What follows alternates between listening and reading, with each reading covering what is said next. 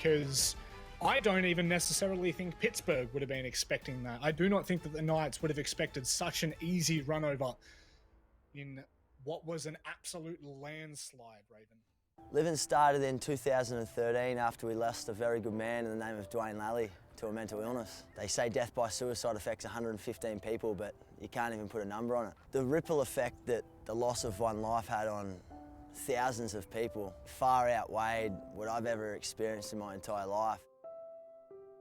I'd received a call saying he'd gone missing. I was driving around the whole of the Gold Coast looking for him. I had no idea where to find him. Dwayne was an avid boxing man, very talented. Life of the party, very charismatic, extremely passionate. Loving, loyal, he was very cheeky. Mental illness is costing many people their lives every single day. While I'm sitting here speaking, people are taking their life, and it's because there's people suffering in silence. 1 in 5 people suffer from some form of mental illness, and suicide's the leading cause of death between the ages of 15 and 44. You can look for things like not getting out of bed of a morning, being socially disconnected, loss of appetite, change in mood, change in behaviour, lack of self-esteem. Dwayne suffered from depression and bipolar for a number of years, and the stigma kept him quiet. So we wanted to turn that negative into a positive, and if the shoe was on the other foot, I'm sure Dwayne would have done the same. We're just doing what he would have done. Hi, my name's Dan Price. I don't know where I'd be if I didn't connect with Livin, but I certainly wouldn't be as well as I am today. I was suicidal and tried to take my life on the 4th of December 2014. I was very lucky to survive. I didn't want people to know that I was struggling because of the stigmas around mental illness. We noticed that there were plenty of great service providers in this country, but all too common people weren't seeking help because of this stigma. So we wanted to bridge that gap. As males, we're extremely tough. We want to be the tough people, the ones that have all the answers, the ones that don't want to admit our vulnerabilities and our weaknesses. You might not have the answers, but if you can offer support and just listen to them, that could be what they need in that moment of time. I was an alpha male and a popular guy, and I didn't want people to think I was weak, and that's why I love the message that Livin presents, which is it ain't weak to speak. We go all around the country, businesses, sporting clubs, teaching people that it ain't weak to speak. What we're really doing is educating them in how to speak, where to speak, and then we're educating people on how to listen and how to look for these warning signs, because without one, you can't really have the other. It's all about being honest and open. You know, if something's off, just ask them. That's what Livin's all about, taking that stigma away and giving people hope, help, connection, and giving them the confidence to speak up and seek the help when they need it and when they deserve it. We believe with education comes understanding, with understanding comes acceptance, and with acceptance comes hope. I want to change the way the world understands, perceives and interprets mental health. Let's change the dynamics in which this is looked at. For far too long it's been a stigma. We're going to make this a dinner table conversation, the same way that we'd put our hand up and run for help if we had a broken leg. Don't be afraid to have those, hard-hitting, confronting conversations, because it could save a life. I'm the happiest I've ever been in my life, and Livin has been instrumental in changing my life for the better. If in doubt, reach out, because there's a lot of people out there that want to help and support you making that change to get back on track to start living again.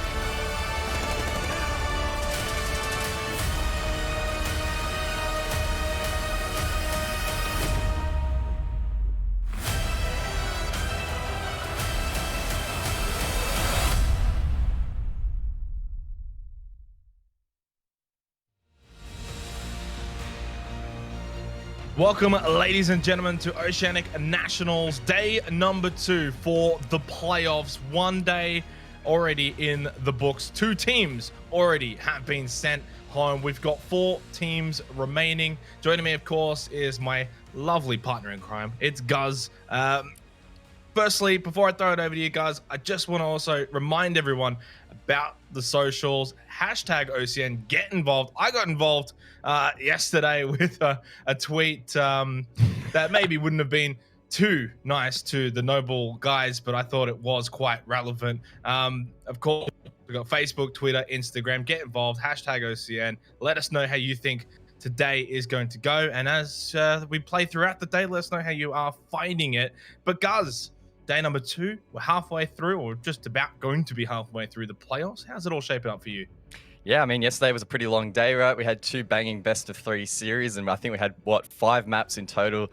In the end, we saw LFO manage to take down Elevate, which was pretty damn crazy.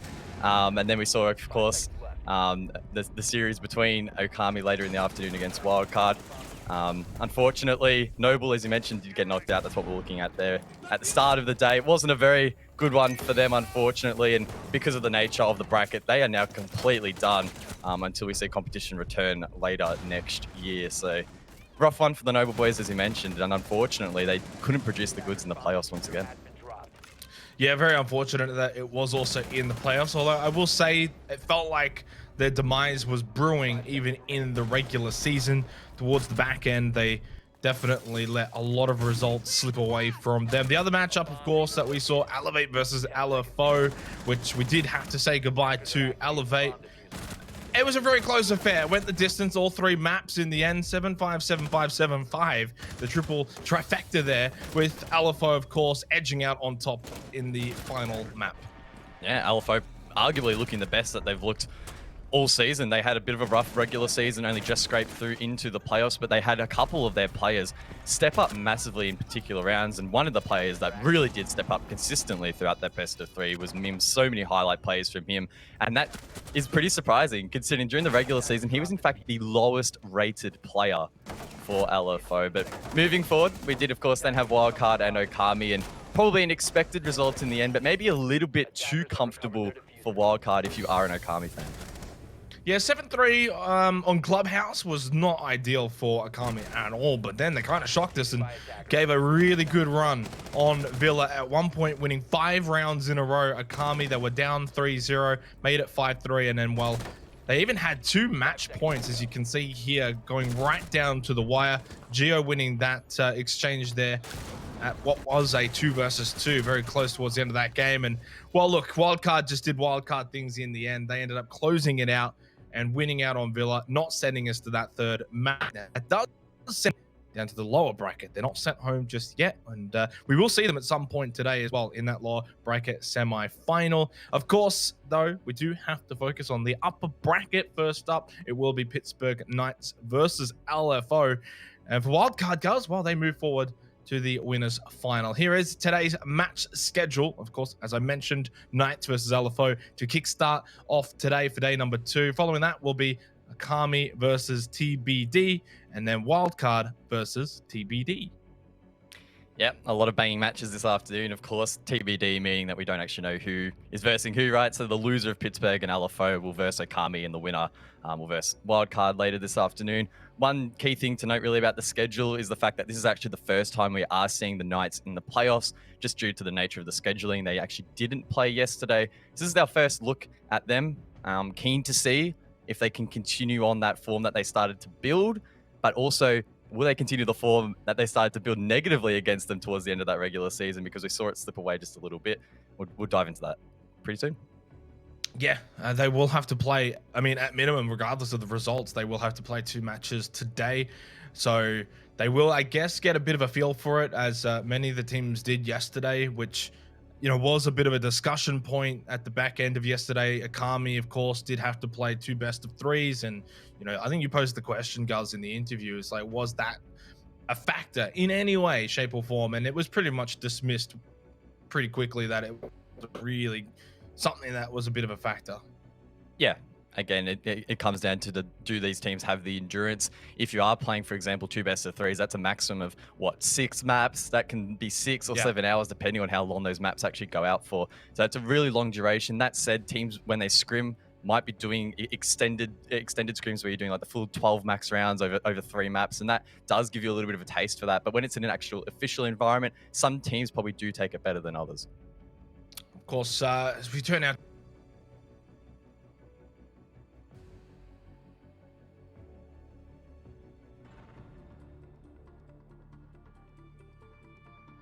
While Sejon, of course, definitely making his Oceanic Nationals playoffs debut, but at this sort of level, didn't, of course, participate in Six Masters. Josh, Juicy, Hayward, Dino, they've all been here before. Yeah, a couple of key players to highlight, at least from my point of view on this roster, is probably Hayward and Sage. We'll start off with Hayward. He was the top-rated player for the Knights heading into the playoffs, a 1.13 rating. He was also the best in league on entries with a +8 and the best in the league with clutches with a total of 4. So he is a very deadly player for the Knights. If he switches on, the rest of the team should follow. Moving on to Sage, he's actually been the second-rated player for the Knights, and as you mentioned, he is the newest player on this roster. He filled in the shoes of Strider, who departed before the season kicked off, and he's been a consistent performer throughout. So keep an eye on him to show off as well here in the playoffs. Yeah, I mean, Hayward definitely the standout over the regular season for Knights, but one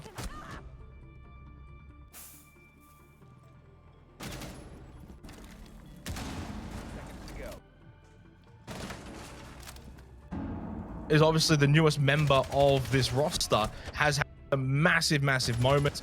Josh, at various times, has been very clutch, and they've just been a very well-rounded team. And throughout the regular season, personally, to me, I've always looked at Knights as the contender to wildcard. Obviously, Akami, LFO, they still remain. They want to try and take that title away from Knights, but the fact is, they didn't play the grand final of Six Masters. They're going to want to at least, I think at minimum, get to the grand finals here for Oceanic Nationals. Yeah, the ultimate goal for the Knights and any team really in the region is to be #1. And to do that, you need to be able to take down Wildcard. I think realistically, the expectation should be to at least make it to the grand final and at least finish second. But when you look at them compared to Okami, for example, who are now at a similar skill level, I don't know if the waters are going to be that smooth for them. We saw them struggle a little bit in the back end of the season. They lost to Wildcard, they lost to Okami, they had a very close match against Rhythm, which went 8-6 as well. So I don't think the Knights are in the greatest form heading into the playoffs, but they'll be looking to turn that around. Yeah, look, you're right. Maybe they're not in the best of form, especially when we look at maybe their opponents, LFO, who definitely ended the back season of the regular season in great form, and of course have been able to now carry that form into the playoffs. They've already got some playoff experience here for Oceanic Nationals, playing on day one, defeating Elevate 2-1. Now they're going to be playing their second match. Mims, Nate, Hills, Sogs, and Nasty. Oh, they're going to be looking to, I guess in this case, cause an upset now. Yeah, well, I mean, the stage is set. They managed to take down Elevate. They weren't the favorites, I don't believe, heading into that one either. So maybe they can do the same against the Knights. Yesterday, we saw a couple of key players again step up for LFO. The biggest one had to have been Mims. He had a terrible regular season despite having a really strong start to the year in Six Masters. But as the highlights package will show, he had so many plays yesterday. It was absolutely insane. Many of those rounds keeping LFO in the fight. We saw a couple of other players step up, like Nate, for example, who had a little bit of a rough start to the season, but he himself was quite a consistent performer yesterday, so keep an eye on him as well. Again, another player to highlight is also Nasty. We know that he replaced Angmo quite late in the season, heading into the playoffs, but so far it's been a pretty good performance from him, and he'll be looking to keep up that form as well. Yeah, I thought most of the players on LFO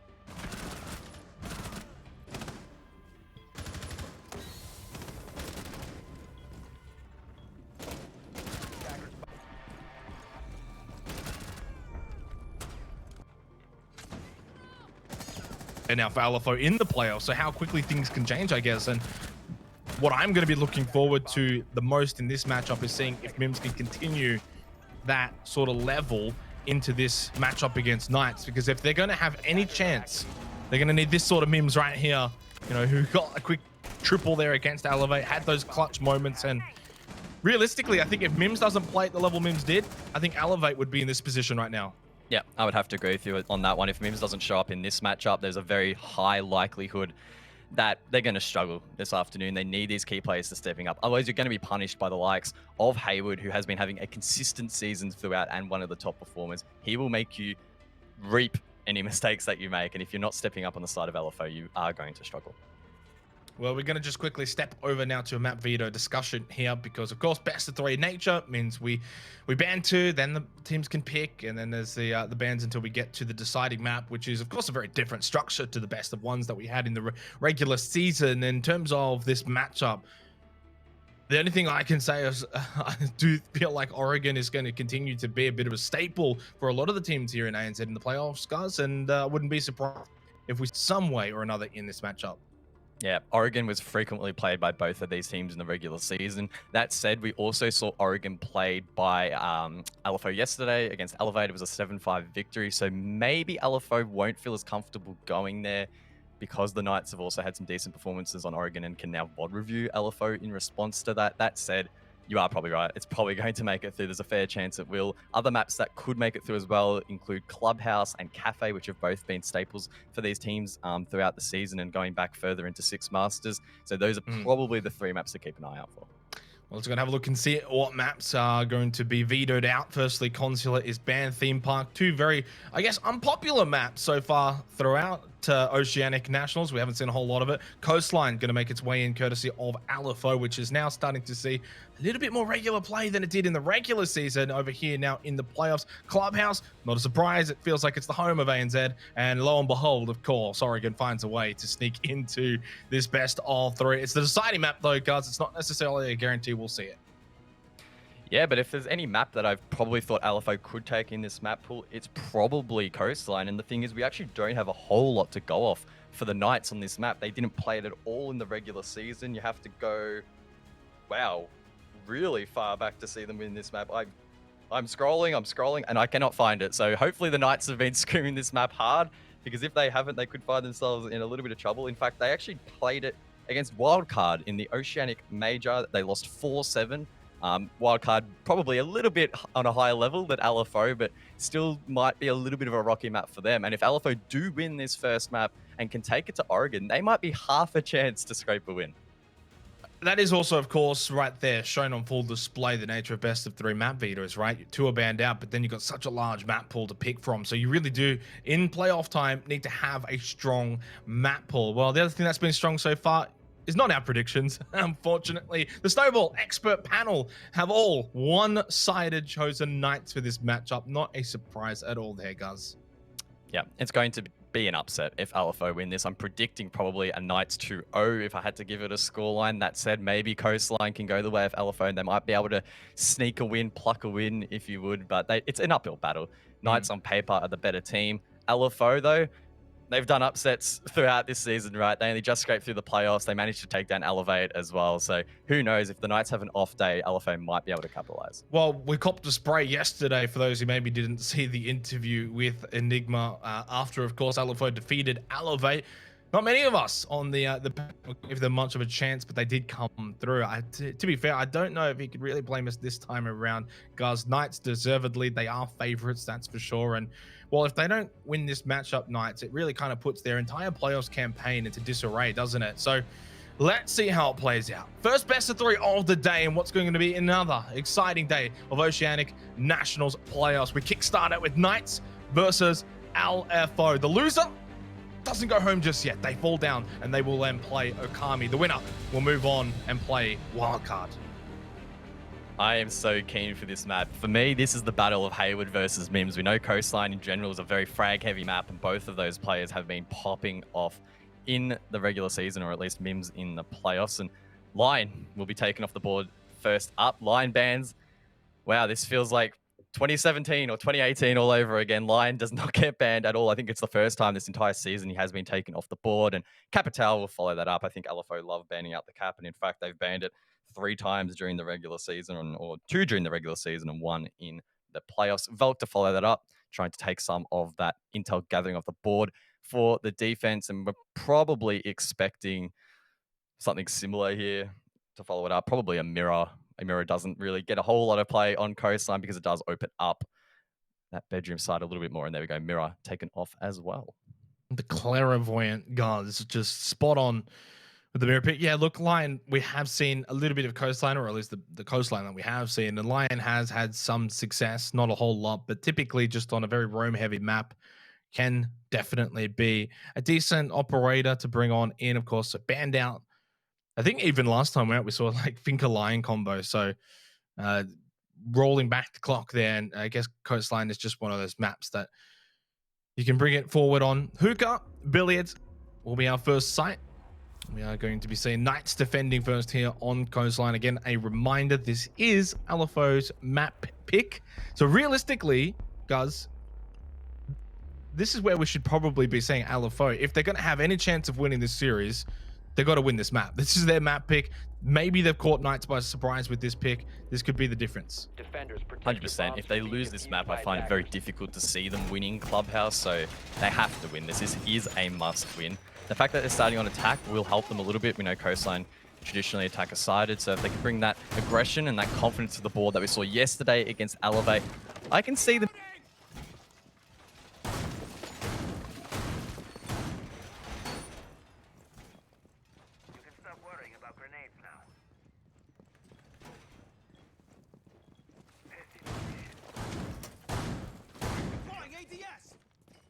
Seconds left before insertion. Actually been a little bit higher, to be honest. The Knights, though, have been a little shaky, up and down throughout the regular season. Well, at least more towards maybe the back end, I guess. Personally, they've been good, but at times they have shown some weaknesses. And I think for them to win all of Oceanic Nationals, they've got to really sort of grind out those weaknesses from their game and just show us what they're really made of. And look, the start of the season, Sajon came out ablaze. Knights were just hot, and they've just teetered off a little bit. They've got to dispatch LFO. They get then a kind of an early shot at wildcard if they win this.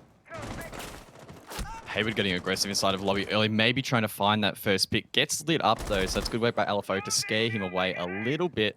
But now they need to try and convert that into some map control. And that said, Josh is also there probing Dino as well. So we are seeing the Knights get on that front foot early, not backing down without a fight at all, trying to maintain as much of the map as possible. Coastline, of course, is very small, and it doesn't take a whole lot for the attack to get a significant portion of the map under control and able to cut off those rotates. So if the Knights can get in their face nice and early, maybe find an opening pick, that'd be massive for them. But it does look like LFO aren't playing into their hands just yet. Instead, going for control above, and Mims, he's been dangerous, trying to find that first pick, but just not giving it away too early. If you do lose that man advantage on the attack on Coastline, it isn't great for you. It does limit your options later in the round, so it's important that you don't give it away for free. Minute and a half remaining. And typically on Coastline, it's usually a discussion point in terms of pushing onto site, how quickly you get onto site. Some teams do take it slow, even on a map like Coastline, which, I mean, realistically, if you want, you can kind of blitz in. We've seen it, especially teams like Rhythm do like to play that sort of style.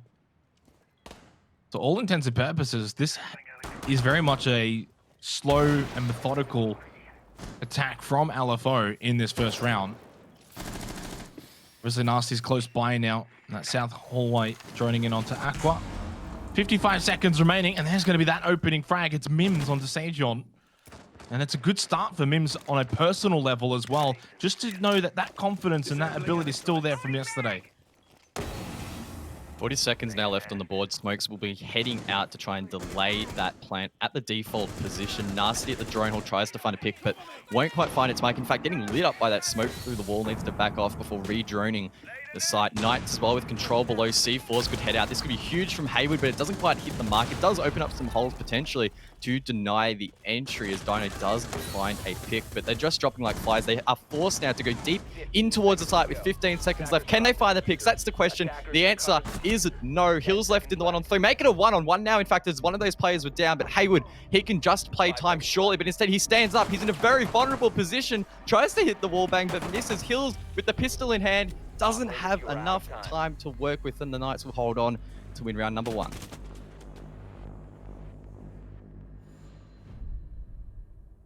I'll talk about chaotic towards the end for that opening round. That just got messy awfully quick towards the back end, but the Knights do take it out. LFO so close, courtesy of Hills. Picked up the double kill towards the end of that round, but just not enough. Not enough time remaining. I feel like if LFO had maybe an extra 5-10 second, Hills might have been able to go on and win that one for LFO, but and they have an allotted amount of time for very valid reason. We head to kitchen for round number 2. Pittsburgh Knights, though, of course, you know, you mentioned haven't had a lot of experience on Coastline, at least on the public front, maybe in scrims, but it's a good test for them to expand their map pool, which was a discussion we had yesterday about Wildcard, is that you sort of pick a map against Wildcard and Wildcard just don't care. Yeah. Early days on this map, though. Early days. We are expecting still LFO to mount some rounds rather on the board. And that last round wasn't terribly played by them. Maybe they just left the execute a little bit too late, and then when they tried to head deep in towards the site, they just didn't quite have the manpower to get those picks. It was very close in the end. If Hills had had enough primary in that enough ammo in the primary to try and hit that final gunfight and maybe a couple of extra seconds, who knows what could have happened. But at the end of the day, the Knights will be happy with that. Rounds typically on the defense, if you do win, are going to be close on a map as hectic as Coastline, so they can breathe a sigh of relief that they got the first on the board. And again, keep in mind, they didn't play yesterday, so it's been a little bit since they've been in an official, and it's going to take a little bit of time for them to warm up. That's actually a really good point you brought up. I mean, to be fair, though, I'm sure they've been hitting the Kovacs and playing just in general, but in terms of this comp level of Siege, and not in any sort of scrims, yeah, it's been a little while since the end of the season, but these guys are pros. You would certainly think that would be more than ready to go to battle here against LFO. More than anything, I think for Knights, though, is sort of the mindset, more so than their abilities, is that they've got to have a strong mindset into this match. Mims pushes up, gets a quick double kill. Looking for a third one here, may very well actually find it. No, loses out that exchange to Dino. And that was a must-win for Dino, too. Otherwise, that was going to be a 5-on-1 advantage. Now 2-4 does make this round salvageable for the Knights, but it's going to be so difficult. And for Knights, Dino's already quite low, too. So it's like 1.5 versus 4. LFO's round to lose now, and that's a great start from Mims. He's gotten the opening pick in the first 2 rounds, and again, we were skeptical of his performances in the regular season, but so far in the playoffs, it has been very strong from him, and good start here against the Knights. He needs to continue that form and keep LFO in these rounds. Those early picks on Coastline, of course, so critical. And you can see the position now that the Knights are in. 2 players, both incredibly low. Now make that one. Dino in the 1-on-4.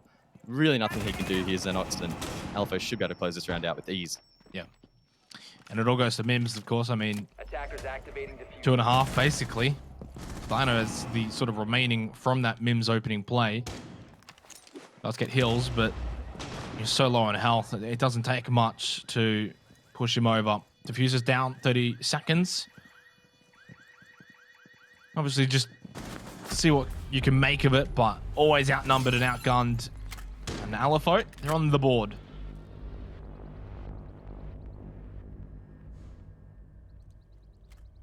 Again, really liking that aggression early round for Mims. He got the first 2 picks. He put the defense into disarray, and basically like that, he broke the complete control that the Knights tried to establish from above. Of course, there's 2 mindsets you can adopt really when you are defending kitchen. Do you send a couple of players above and hold it vertically, or do you spread out horizontally?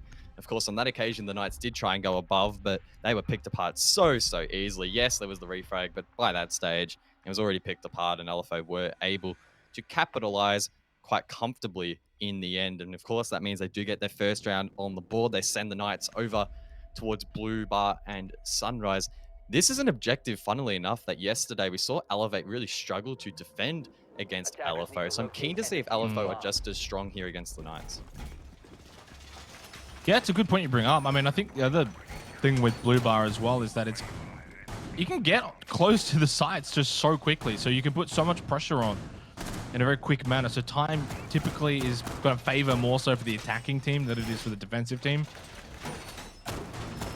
As I said, we'll see how this plays out, though. LFO certainly have a bit more experience in this manner, and well, if they can win this round and potentially even win it quite convincingly, it's going to be very difficult for Knights to overcome this. They're going to have to adjust on the fly, and kind of hate constantly sort of comparing them to a team like Wildcard, but that's what makes Wildcard such a good team, is their ability to adjust on the fly in matches. Maybe you lose a couple rounds, but then they can figure out what's going wrong, and that sets them apart from the rest. Now, the one thing we saw yesterday from LFO attacking this side was really good use of kills on the Thatcher. The EMPs were used to clear some of those key locations. For example, where Sage is playing right now, they cleared that so easily. They didn't even have to drain the utility with flashbangs. They literally just EMP'd it and then just cleared the shield super, super quickly. So Sage needs to be mindful that he doesn't get caught off guard, because I'm expecting LFO to do the exact same thing right now. We can see them already rotating across pretty quickly. So expect to see hills there alongside maybe the likes of Nate, for example, who can clear that, or maybe even Mims. Oh, Or just shoot Sage in the head. You can do that too. That's also a very valid strategy, and it works pretty easily.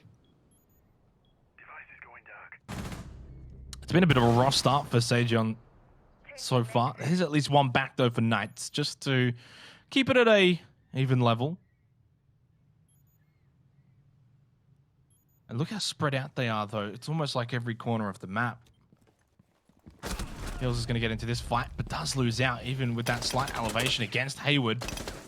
Positioned nicely, and Hayward was expecting the push down the stairs. Gives the advantage now over to the Knights. Minute and a half remaining, which, again, Blue Bar Sunrise, you don't need that much time. Especially when they already cleared out Sejon's position, or at least cleared the player from that position. I think the shield might still be up, but nonetheless, LFO really just need to have as many avenues as they can. Shield's still up, but they know that is an avenue on into Sunrise. And I mean, the thing is, that shield, despite it being on a little bit of a weird angle, can sometimes be used a little bit by the actual attack as some sort of reverse cover as they try and get the plant down if they go for that location. It's going to really depend where they get this next pick. So Mims gets that pick inside of Office, makes it a 3-on-3. Sogs gets one as well. So that should open up this more default plant on the couch near the towers entry. Whether they go for it or not, that's the question. Josh is in a great position to cover that. Hayward's a long way away though. So realistically, this is a 2-on-1, even a 3-on-1 gunfight. If they take down Josh, LFO should be able to get that plant down, and Hayward will be in a lot of trouble. 30 seconds left. Mims still above as well in Hookah. Just getting a bit of tag damage onto Josh. Gets him close by to half health. Oh, nice little shot onto Sogs. Rips his head off and now makes it a 2 versus 2 with 19 seconds remaining. That bench is still up as well. Nate, he's going to be slowed. Does get rid of it. And Josh will just hold this position in Sunrise. 10 seconds left. Nate's the one with the diffuser. Pushes in. Does get vision of Josh as well, but is expecting a peek from Hayward. Mims is there, but he does lose out that fight to Hayward. Coming up big, and Josh will peek onto Nate, who, well, had basically no time and no space there to get that diffuser down, and Knights do bite back. Unfortunate there for Nate. If he had have hit that shot on Josh at the couches, they probably would have won that round. Maybe if Mims could have connected the shot onto Hayward as well, he would have gotten lucky and gotten the 2K in that round. But Hayward, again, we highlighted him as probably one of the best players in the league, never mind just for the Knights themselves. Really key gunfight one there. Him popping off, as he always has been on this map so far, getting a couple of kills, particularly from above. And it did look like the Knights were in a bit of trouble, but they hit some really critical ones late in the round. We're able to close it out, and they do now have the lead 2-1. Yeah, I do agree with you there, actually, that if Nate does take out Josh, there's no immediate threat to stopping that diffuser, because I'm thinking that even if Mims loses that fight to Hayward, sorry, even if Mims wins that fight against Hayward, Josh is still going to peek and stop the plant, and then time's going to run out. So I still think that was actually, that was the chance, I guess, technically. Go on begging. Regardless, though, 2-1. And LFO have looked good in these rounds, though. So the scoreline certainly suggests that it's a close affair over the first 3 rounds. Long, long way to go. 10 seconds to go. But this is definitely the map that LFO need to win to get over to Oregon in that deciding map. Will be very difficult on Clubhouse to take out Knights.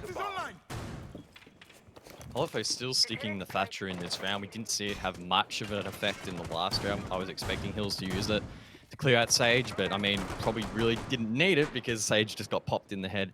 Anyway, the EMPs on this occasion will probably be most useful in helping open up the drinks wall. Sogs with the Habana, as ex-Kairos can help assist in that.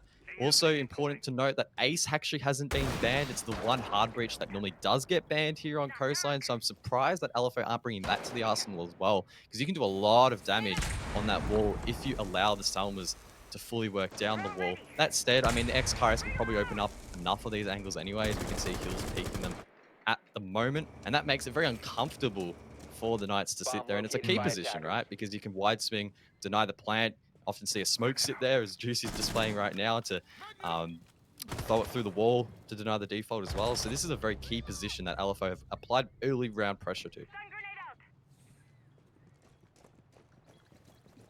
Well, Nate with the opening frag onto Sage, and that's now 3 opening deaths out of the first 4 rounds for Sage. Not the sort of debut in a playoff series that you would like to have, but I mean, if anything taught us, if yesterday taught us anything, though, is that you can have a slow first game and then come back.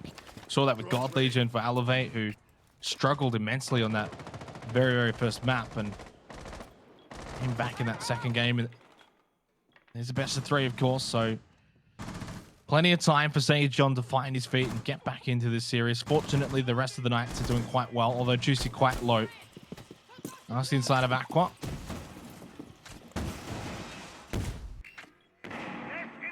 Juicy is really low. If he gets cleared off the board here, that's going to make that plant so easy. We can already hear the gas canisters flying out, so I'm assuming Juicy only has the 2 left. Does actually find a pick, so that's pretty big. If Hills had have won that engagement, the Knights probably would have lost this round, but now there is a little bit of a glimmer of hope, because those gas canisters really slow things down for that attack and will probably force LFO to go deep. Meanwhile, Mims is below, maybe trying to catch a player off guard inside of red, and he needs to find this pick nice and quickly. LFO now at the man disadvantage. Mims accidentally gets spotted by the cam, but no call. Josh gets taken down. That evens it back out, and LFO might be able to trade it with Juicy still low. 28 seconds remaining. Nice elimination for Mims onto Juicy. Mims now over at Cool Vibes as well. And that will be the elimination of Dyna. That's now 3 for Mims, just carrying on from yesterday in great fashion. Hayward, though, pushing up Cool Vibes from behind as well, and it's kind of down to a big clutch moment, but Mims is ready for that moment. It was sort of like the regular season MVP versus maybe the current playoffs MVP. Maybe Mims is just a better gamer during the day. I have no idea, but this is a completely different player to what we saw during the regular season. Very much giving me the vibes of what we saw during the regular season of Six Masters, where he was very, very proficient and a very strong gunner. You can basically just chuck him on the Ash and just trust that he's going to pick up frags, and that's been the case so far. And leading on from that conversation, in the frag department, LFO in the first 4 rounds have won every single opening engagement. So that's a really strong stat to see from them. Yes, the scoreline's only 2-2, but if you are getting these early picks, that positions yourself really nicely to be able to capitalize late round, which in the rounds that they have won, they have managed to do. Yeah, it's staggering to think, though, like, but what's the difference for Mims from regular season to playoffs right now? Is it a change in tactics, a change in mentality? I mean, it's certainly a question that probably does need to be asked in the interview stage. I'm not going to lie, because it's such a stark contrast.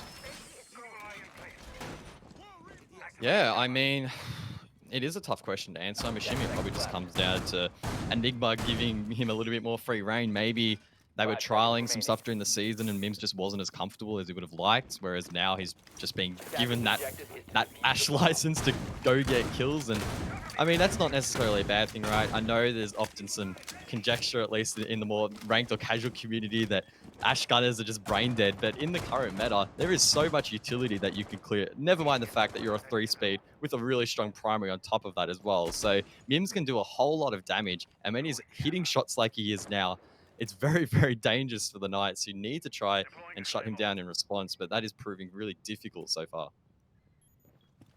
I mean, obviously finding frags always going to be very important. Down the kitchen. 2-2 right now, back and forth. Currently, as it stands here in Coastline, Knights took out the opener, then LFO, then Knights, then LFO. So expecting that trend to continue. Knights should find the win here, and well, LFO will need to break that trend if they want to take the lead and at the very least secure a minimum of 3 rounds in the half as we get closer towards the end of this first half.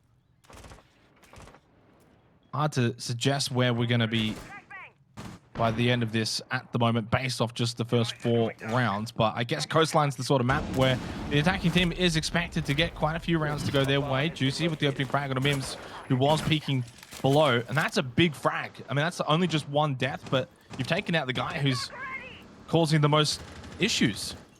100%. It's the first time the Knights have gotten the opening pick, and it was a key one at that. That probably could have opened up the site completely in towards Kitchen had Josh not won that engagement, or had Juicy not won that engagement. Nate, though, will trade it back. So it's at least left in a 4-on-4 quite quickly here for LFO. They still have just under half the round to work with here. Maybe try and cut off a couple of these players that are off-site, as Sogs will now open in towards Keg. So there's a lot of angles that are being generated in towards site. Of course, that means they are 2-way, and they also need to be mindful of the players that are off-site, which clearly, unfortunately, Sogs was not. Heel's getting lit up as well, so it's a 1-on-4.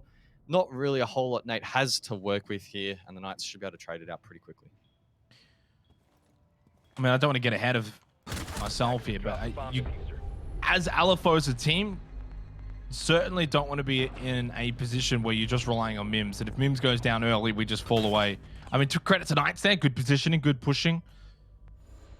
But it goes without saying that early in the rounds that LFO have lost, Mims cannot always be relied upon. Others have got to step up. We have seen that happen.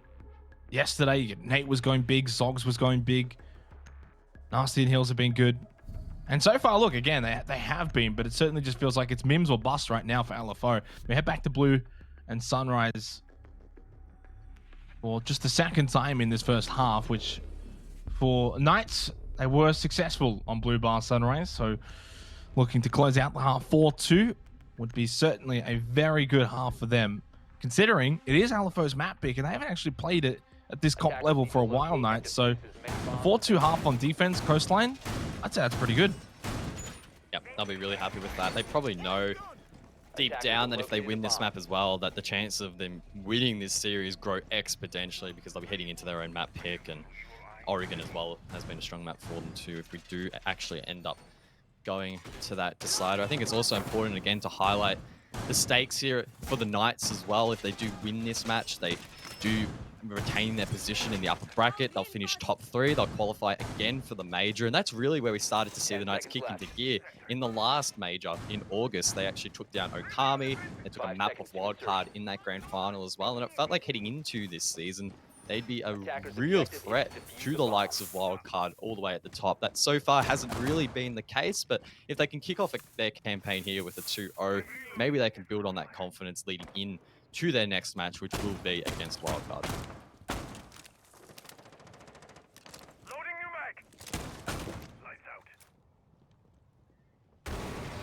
You brought up the good point that LFO played Blue bar Sunrise very well against Elevate. Weren't able to win it first time out here against Knights, but they get a 2nd chance and will be their final chance on the attack, unless we do head to OT.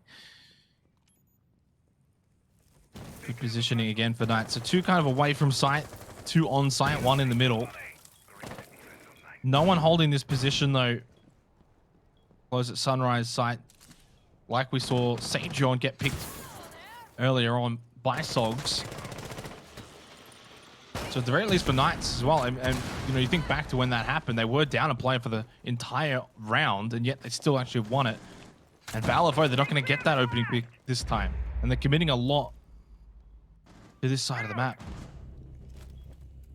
Oh, good pick from GC. So it has, outside of that pick, been a good start for LFO. They got that wall open early, but now they need to start working above and clear the likes of GC, who is playing deep in towards side alongside Sage. They're in pretty safe positions if they aren't pressured from above, and we can see it's very quiet at the moment. So how is LFO going to deal with this? If they want to try and enter on that breach made by the Ace earlier and go for that default plan behind the chassis on the couch, these positions need to be cleared. Otherwise, you'll get 1 shot, 2 smoked out, or 3 C forward. So it's important that LFO now direct their attention elsewhere, but they haven't really done a whole lot in the last minute. And now they only have 1 minute left to work with, so they need to start getting moving nice and quickly here. Josh has been droned out, so LFO should have information on, at minimum, 3 players of Knights. Yeah, they're at. Mims just pushing through pool entrance now, just swings just down below. One close by, it's Sejon. And this is the thing, when you open up that wall so early, Sejon has to sit here and watch it the entire time. Then he's got to be worried about behind him as well. So it does keep him sort of locked down, penned in here. If Mims can find this frag onto Sejon, it completely opens up Sunrise as well. 30 seconds remaining. Final round of the half. This is the push now for LFO. Where's that diffuser? That's going to be the best indication as to where they're actually going to approach this side. It feels like everyone from LFO at the moment sort of just sitting outside, trying to maybe find a pick back. Of course, they are still that man down, and it's going to make this very, very challenging. Hayward goes for an aggressive run out. Not sure if there's any players inside of office, but Dino finds his mark. Hayward does eventually drop that diffuser. It's a 4-on-1 just like that, and unfortunately, Hills left with it all to do. Nothing he can really do. And the Knights will end the half 4-2, a dominant completion to what was a very clean defense. As soon as I saw that diffuser go down, that was it. That was the round over then and there. And there was only like 10 seconds remaining as well. So all the frags that sort of transpired after that really was for naught anyway. 4-2, good half for Knights. And just maybe have they responded to LFO and they figured them out a little bit. Obviously, now that we switch halves, they're going to have to break down LFO's defense. It's LFO's map pick, though, and there are expectations, I guess, because of the lack of experience, I guess, for Knights here on Coastline. But they seem fine. They seem more than fine with the way that they've been playing it right now. It's a good sign, not just for this series, but for their playoffs as a whole, because obviously, as you mentioned before, this is the first time we've seen Knights in the playoffs so far after not seeing them in day one. Right now, they're looking good. As expected, though, in this matchup against LFO. Yeah, real opportunity for the Knights to establish some dominance here on their attack.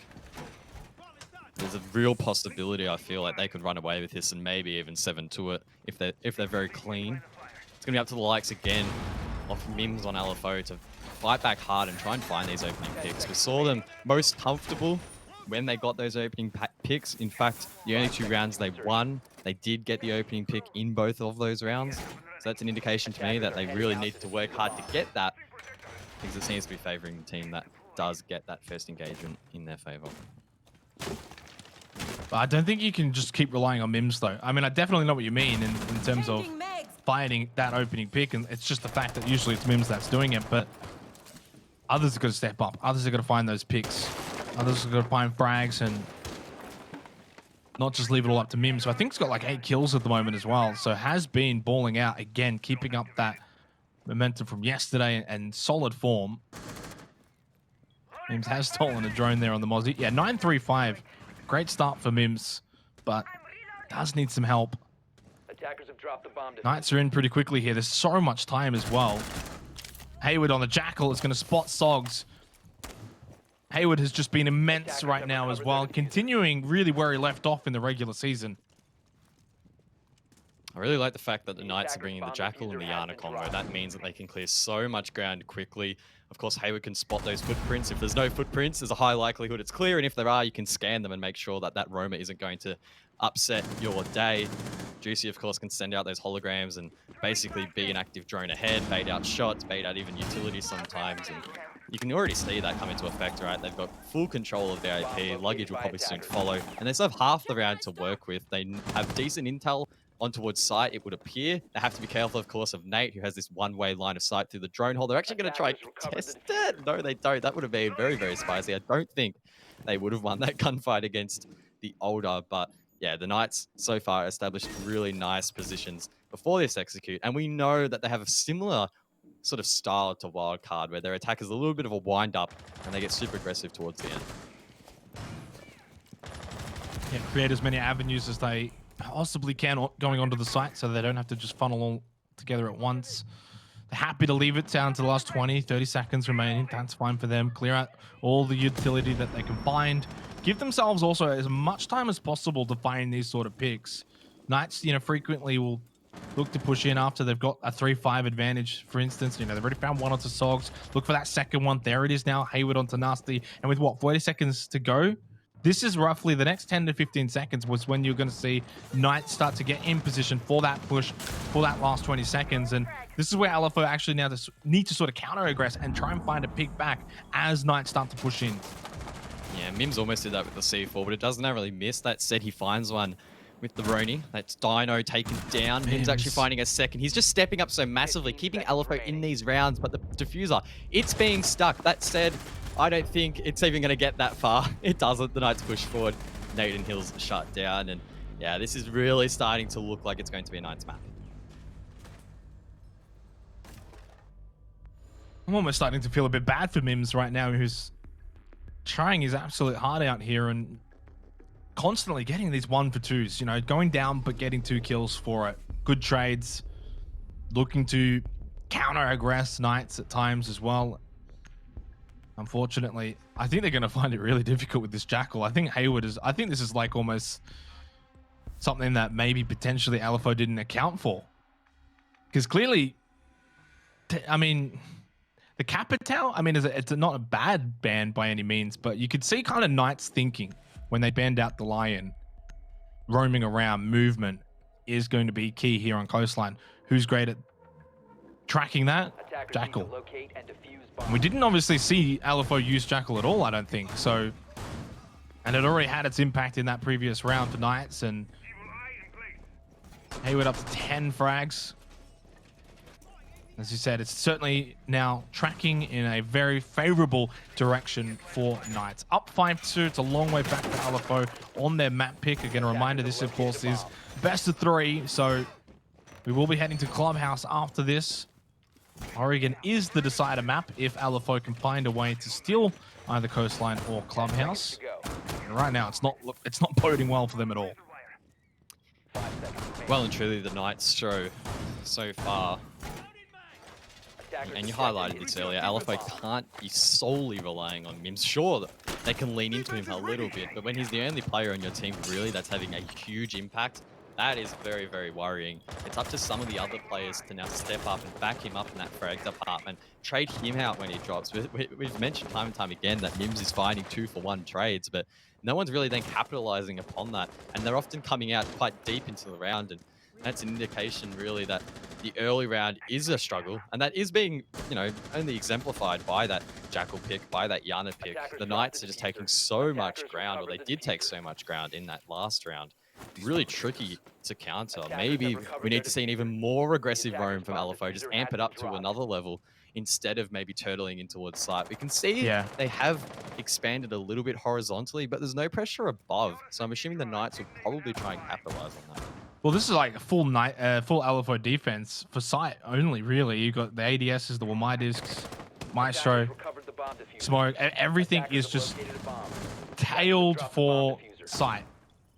Everything about it is this current position. Knights is the complete opposite. They're happy to take as much ground as possible, and that's working out for them. That's the difference. Unfortunately, for LFO, their plan not working out here. Because you can just see Knights have just got pretty much control of everything that they want. And there's still a minute and a half remaining. That gives them like a good minute to find early picks like that from Hayward onto Hills.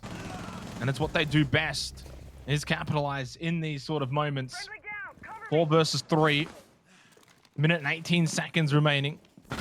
Dino will get Seiji on back up and now push down Cool Vibes. They've still got that numerical advantage, and they've still got about a minute. Of course, Mims is still on the board, so if you can take 2 with him on the way to the grave, that would at least even out the man count. So I'm not sure where he's positioned right now. In fact, it's in towards blue. Bit of a high-risk position. A lot of angles can be held from outside that blue window, but he'll be safe in the meantime. Talk about being safe. Nasty won't be. Leaving it at a 4-on-2, and the Knights should be able to capitalize.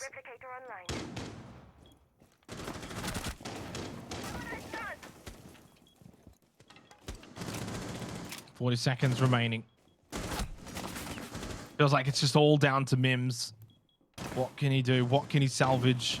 Unfortunately, you don't get bonus points for just finding frags. You got to win the rounds, and that's exactly what Knights are doing right now in fashion, in style. It's 6-2 on LFO's map pick. They are getting demolished right now by Knights. Yeah, and I mean, I'm thinking a little bit about the operator picks that LFO brought that round. I can see the thought process behind bringing that Mozzie and Mute combo. They're trying to deny that early round intel for the Knights, but when you're not roaming as heavily as I would like to see from them, it's not having as much of an impact as you would expect. I mean, the Yana and the Jackal are still on the board. Sure, they'll be affected by the Mute jammers, but it basically just renders the Mozzie completely redundant. Sure, Mims can pop off with the Roni, but the actual operator utility isn't having a major impact on the Knights' ability to gather that intel. And we're seeing them time and time again know basically exactly where every member from LFO is, and they're just picking them apart one by one. No trades coming out either from the defense, which is making it very, very challenging for LFO to have any chance in these rounds. Attackers need to locate and defuse as many bombs as they can.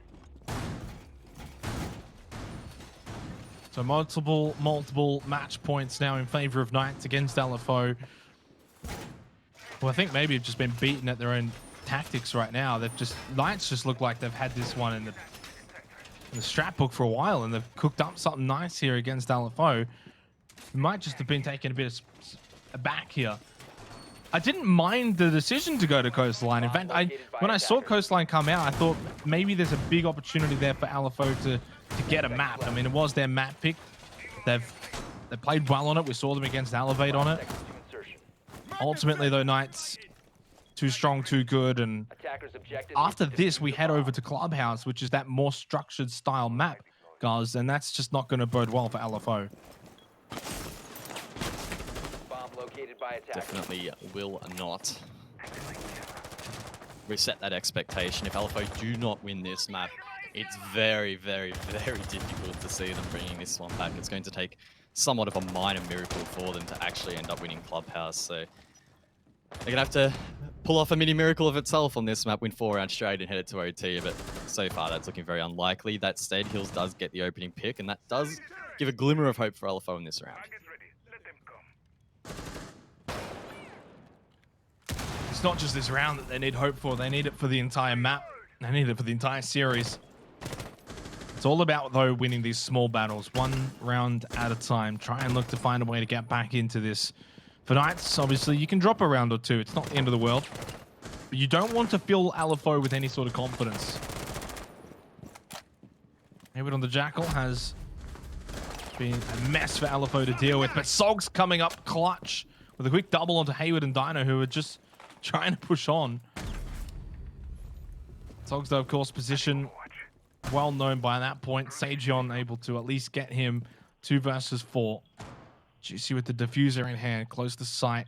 Minute and a half remaining, but I think LFO might be able to at least avoid 7-2.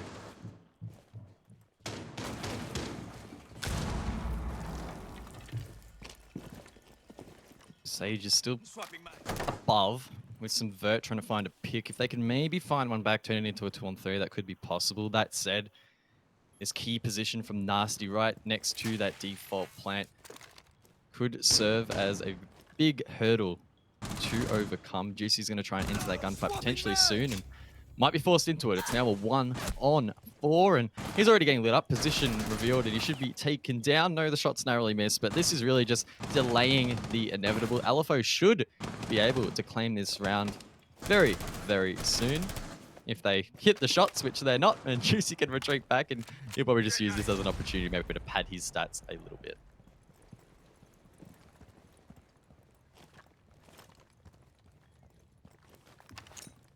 Yeah, look, padding stats can always be a bit of fun.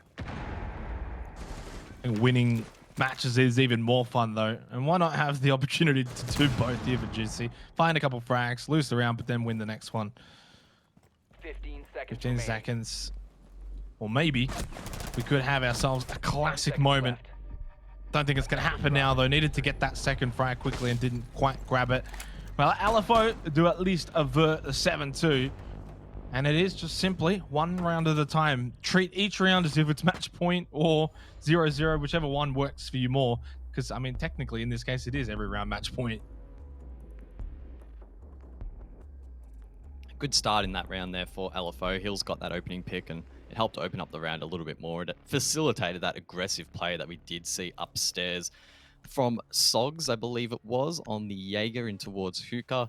Found a couple of picks, and by that stage, the round's basically over, and that's really just the nature of Coastline. Some of these rounds can be basically over within the first minute and a half, and we have seen that here and there in this matchup.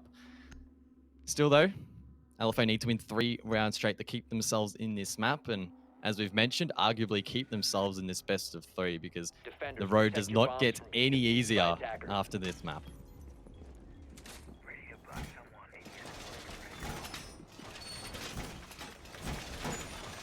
Attackers have discovered the location of a bomb. It's just all about belief, positive mindset, understanding that it's just one round at a time. You can get back into this, and as you creep closer and closer to getting back into it, it puts the doubt further and further then onto Knights. And then they start to doubt themselves and if they're going to be able to close it out at this match point. Because like realistically right now, for LFO, they've got nothing to lose. They're the underdogs coming into this. They're now down 6-3. It's all up to Knights to just capitalize and convert. So the pressure's more so on Knights than it really is on LFO in this sort of instance. Now, if the roles were reversed and it was 6-3 in favor of LFO, well, I would still say all the pressure is on Knights. And that just is what is the case when you have the expectations. But I think better positioning from LFO, at least in that last round, and then from the looks of it, even for this round as well. Early engagement again here in round 10. Mims inside of Theatre trying to hold off this push from the Knights as they try and claim control of Bedroom, and they'll be looking to convert that then across horizontally in towards VIP and the surrounding rooms around the objective and squeeze out this defense a little bit. But I like the positioning from LFO. They are not backing down without a fight. They're willing to enter these early engagements, try their luck a little bit. And I mean, when you're at this stage in the map, there's not really a whole lot to lose. If you want to play a little bit more risky, sure, you might lose the round and lose the map. But when you need to win 3 straight, you need to be pulling out all the stocks to try and bring it back. Yep. Oh, it's unfortunate though for Hills. Just walks straight in, doesn't check Dino, and opening frag going to Knights, and typically throughout this match, they've been able to capitalize extensively when they do get that opening kill. They've had a very high success rate to then go on and win the round. So LFO is certainly up against the back wall right now. Mims is going to have to come up clutch again. Again and again for Mims. Find a way to get them back into this round. Find a 1-for-2 somewhere along the lines, and maybe LFO can pinch yet another one here on Coastline. Otherwise, we could be heading to Clubhouse a little bit early. Jackal on display there will give away Mims' position, and again, the Knights have been leaning into that Jackal and Liana really heavily to find these picks. Will Mims find that pick? No. Dino takes a little bit of damage, but still plenty in the bank to work with. And the Knights, yes, they only have a minute to go here, but I think they've done a good job so far establishing these positions. We know, again, they like that sort of wind-up technique on their attacks, and we're expecting them to get quite explosive in towards Aqua. LFO should have the intel. They should be ready for this, as Sogs below can give that using the heartbeat sensor. The question is, can LFO actually overcome the manpower that they will be facing? If the Knights push deep in the 5-on-4, you'd probably have to favor them. A nice little death hole there from Nate. 30 seconds remaining. It's going to be push time for Knights any second now. Well, that's an easy one for Sogs. Josh just standing still, unaware completely that Sogs was right below him. Dino's going to get that plant down. Wasn't stopped. Hayward was able to keep the advantage until Nate does get a quick refrag onto Dino. So no more advantage for Knights. In fact, now advantage over to LFO quickly. Mims getting involved. Sejon cannot stop the onslaught. And LFO will survive yet another round here on Coastline. And they also survive the push from Knights at the last second. Bomb defusing attempt failed. Defenders win. 2 in a row. I was a little bit concerned when that plant didn't get denied. They still had the Pulse below, who did find a pick, but maybe that distracted him from being able to deny the plant. But it was a really clean retake. The Knights quickly tried to shuffle into the post-plant positions, but LFO were able to shut them down before they were really able to establish those crossfires quickly. We didn't see any of them traded out, which was a key mistake made by the Knights in that round. I was expecting them potentially to just push deep and try and frag it out, but maybe they did favor themselves in that post plant. Unfortunately, maybe it was a bit of an oversight, but nonetheless, maybe we're still delaying the inevitable. I know we keep saying it, but LFO are surely not going to win this map, but now they're only 2 rounds away. They've halved that deficit from 4 down to 2. Now they go to Kitchen, a site that we haven't actually seen. So who the hell knows if LFO are going to be any good here?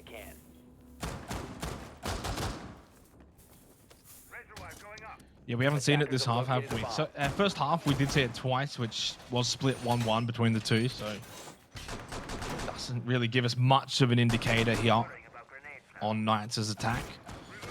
Yeah, look, I keep saying it, but it is just meant to be 1 round at a time. That's the mentality LFO need to have had, and hopefully still do have as well, because look at the bigger picture. You're down 6-2. It's a very, very daunting task to think, well, how are we going to somehow make it 6-6? 4 rounds in a row. But if you look at it as just 1 at a time, 1 at a time. Now 6-4 doesn't look so bad. 6-4 looks pretty close on paper. It's just 2 more match points. They've already done that, technically. They've already subsided 2 match points. Just do it again. So it does make the task seem more conceivable for LFO. To the credit, have been mixing it up a bit more. Mims roaming around has been successful. No surprise, really, because Mims has just been on another level in the playoffs. And you just get that sense of feeling. If Mims can find an opening frag, Knights just might buckle. And 6-5 will then put all the stress in the world on Knights. He is desperately trying to find it. He has done a couple of very risky peeks so far. That one out the front door, for example, if the Knights were to just position someone on an off angle, he'd have his head ripped off, but the Knights instead distracted elsewhere, trying to maybe disrupt this hold from above. We're seeing utility placed, reinforcements, shields, etc.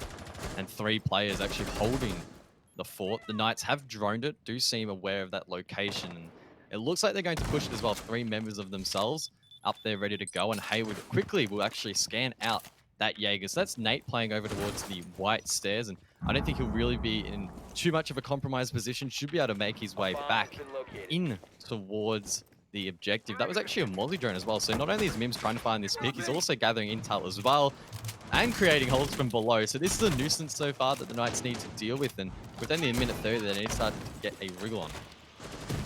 There's just a lot more pressure right now onto Knights from LFO, and that's where they've been successful. Oh, Mims.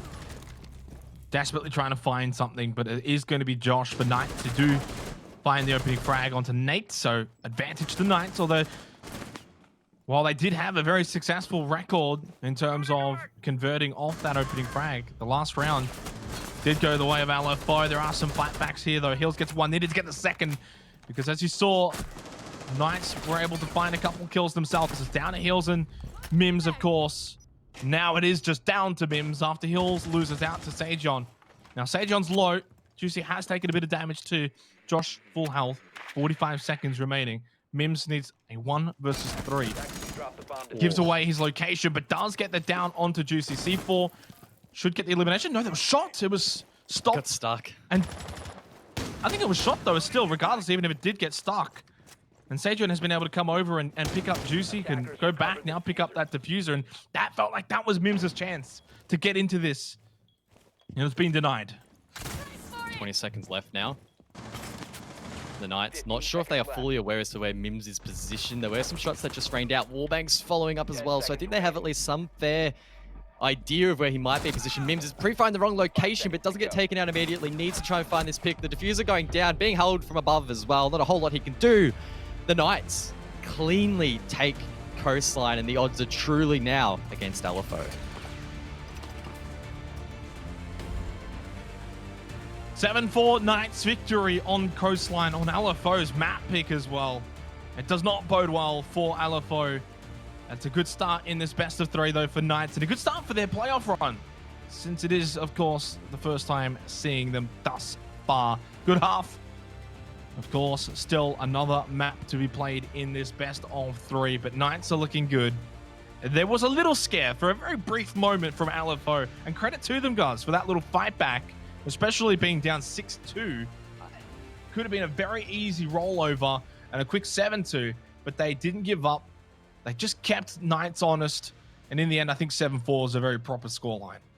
Yeah, they dug their heels in a little bit there and mounted a little bit of a mini comeback, but in the end, and the last round really encapsulated it, right? Maybe leaning into Mims just a little bit too much. I believe if Mims wasn't playing as hot as he was right now, that could have been even way more one-sided than it was. So many rounds, he had a key impact in keeping LFO's chances alive. Even in a couple of the rounds that they actually lost, Mims still had a massive impact. And one thing I do want to highlight, we talked about opening kills quite a bit. Of course, Coastline, very frag heavy. The whole map tends to revolve around that sort of play style. If you look at the conversion rate for the Knights, they won 75% of the rounds where they got the opening kill. That's compared to 63% for LFO. Both teams actually had a 50-50 split in the opening kills. So both teams were even in that regard. It's just that the Knights were able to capitalize on that advantageous position on more occasions. Certainly were. Well, of course, best of 3 means we do have a second map in this series to now head to. It's currently Knights that are leading 1-0 after getting the win onto Coastline. When we come back from the break, we head over to Clubhouse. Attackers activated.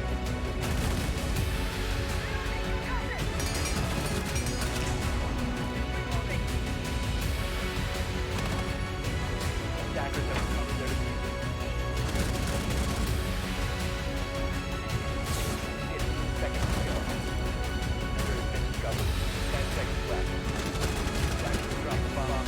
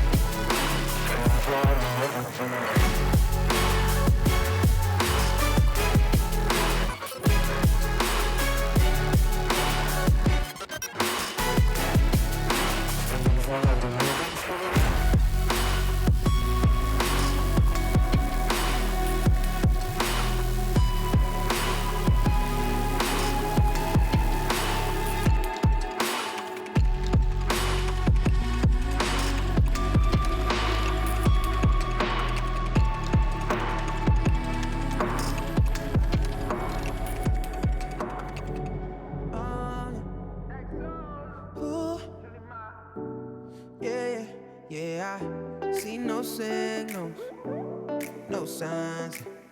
Girl, you be tripping, no lies, nah. You said you're not set by. I flew in all the way for this. I'm not here to waste your time. I just can't give you vibes, you changed a bit. Girl, you mad teasing. I don't mind leaving, just let me know. She told me take it easy. Hey, yeah. I just came here to make y'all feel good. You know what the message is. Suddenly you're with me now. You know what the message is. I've been running wild for you, babe. You know what the message is. I don't have no pain. no conversation.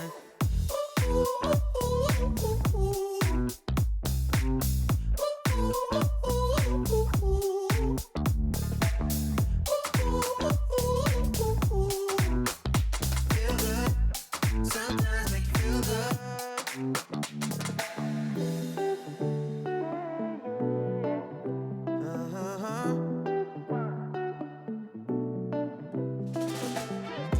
You're my mission, my grand prize. Catch my vision, no damn pride. Girl, you max easy. I don't mind leaving, just let me know. Then she told me take it easy. Yeah, yeah. I just came here to make y'all feel good. You know what the message is. Suddenly you're with me now. You know what the message is. I be running wild, wild for you, babe. You know what the message is. I don't have no patience. Ain't no conversation.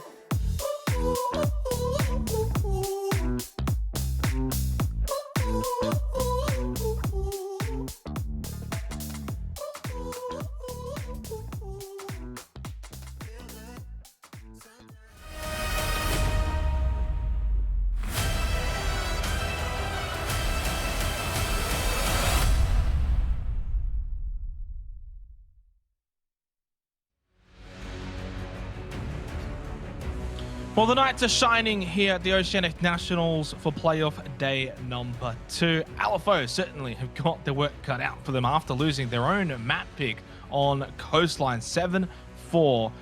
Great little, I guess, playoff debut, I guess you could say, for Knights there. They can now head over to Clubhouse, which was their map pick, and a more structured map too, which I think we could both agree will certainly favor Knights more than LFO. Yeah, it was a valiant effort from LFO. I think they always had the odds stacked against them heading into this matchup. On paper, Knights are definitely the stronger team, but it is sad to see them lose their own map pick. Now the battle gets very, very grim for them. It's tough seeing them beating the Knights on Clubhouse, which is very structured. Yeah, look, they're going to be up against it, but in terms of keys to success, I think for LFO is going to be taking it to Knights. Don't just turtle in. Don't just allow them to do what they do best, which is pretty much set up multiple avenues, clear everything, clear all that utility, and have 30 seconds to go, and then they'll push in. And once they've got 5 different ways in and everything's cleared, you got to kind of, I guess, take it to them a bit. Yeah, I want to see them as a team take it to them, though. We saw Mims take it to them, but you can't be just relying on him. And he was keeping LFO alive, really, there in Coastline in a lot of those rounds. But they cannot rely on just him, particularly on Clubhouse. That will not end well. Certainly not. Well, right now, it's down to Clubhouse for LFO. Pittsburgh Knights up 1-0 in this best of 3. Provided that LFO lose, they drop down, they play Akami. Knights, of course, provided they do win, will go and play wildcard and potentially give us maybe an early grand final viewing. We'll see. Long way to go, of course, until tomorrow. Good luck, have fun. Map number 2, it's Clubhouse. Mav taken off the board here, nice and early. We don't see too many games these days in OCE with Mav still around, and we might even see something crazy from the Knights, a double hard breach ban, but I don't think they'll make things too difficult for themselves. They are attacking first. They'll be looking to mount that early pressure on LFO, which, let's be honest, has already been mounted off the back of that first map result. It's actually going to be a hard breach ban, so I'm talking absolute rubbish. But look, I think the Knights will probably still thrive in this environment. They'll still be comfortable with those double hard breaches off the board. The question is, how will LFO be able to respond to that? Mirror taken off the board, so nothing too wild in that regard. And I'm keen to see how risky LFO get here in the defense. Do they try and maybe take off a hard breach denial, such as a Kaid? Do they maybe play it a little bit safer and take off an info denial, such as the Valk or maybe even the Maestro?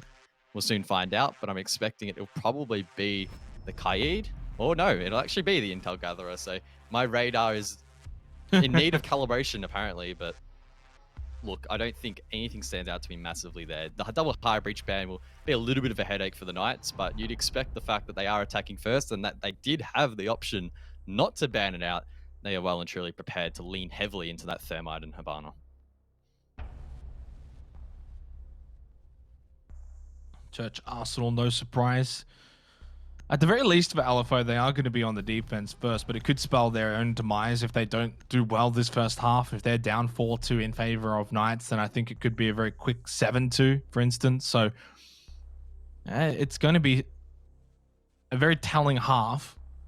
Provided, though, I think if Knights had been defending first, I mean, we could have been staring down the barrel of like a 5-0 or 6-1 sort of scenario, to be honest. Such is the nature of Clubhouse, but this is probably the better start for LFO. If they're going to win this map, they're going to have to do well defensively, and, well, what better site to do so than Church and Arsenal as well, which definitely the best defensive site. We'll see what Knights are going to bring to the table here. But in terms of how LFO are going to play this, I don't know how aggressive they're really going to be here. We see a lot of teams probably in LFO's position might just turtle up 5 down the bottom. And I mean, if the operator anything to go off, that's probably what we are expecting here. No castle has been brought to the table, so it's going to make that roam very difficult, and they're probably not going to commit to it. Instead, they'll probably try and play heavy denial on the hatches with the Kaid and try and impact trick the kitchen hatch, which can be a valid strategy. We often see teams able to pull it off, and it often does lead to the attack having to filter down the hatch late in the round. I'm not sure really how sustainable that will be against a team like the Knights, who will have that experience and ability to adapt to that on the fly. They're probably expecting it. So I'm not sure if it will be necessarily a consistent strat, but it might work in the first round while the Knights are fresh.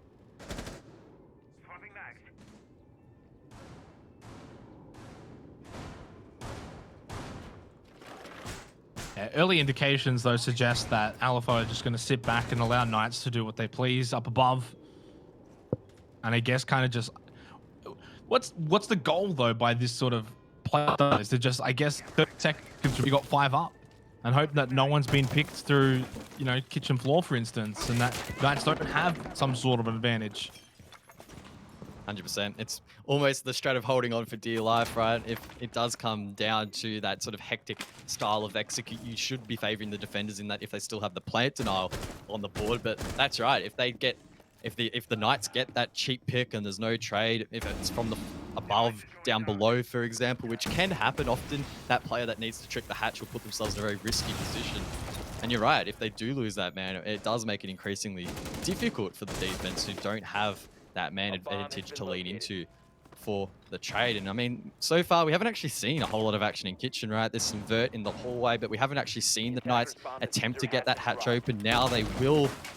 Hayward's actually going to open it up even further. So this is to try and counter Nasty from below. He'll try and impact trick the hatch, but he needs to be mindful that he doesn't get his head taken off. And so far, there's a lot of pressure being applied, making it difficult for him to get in the position to throw that impact.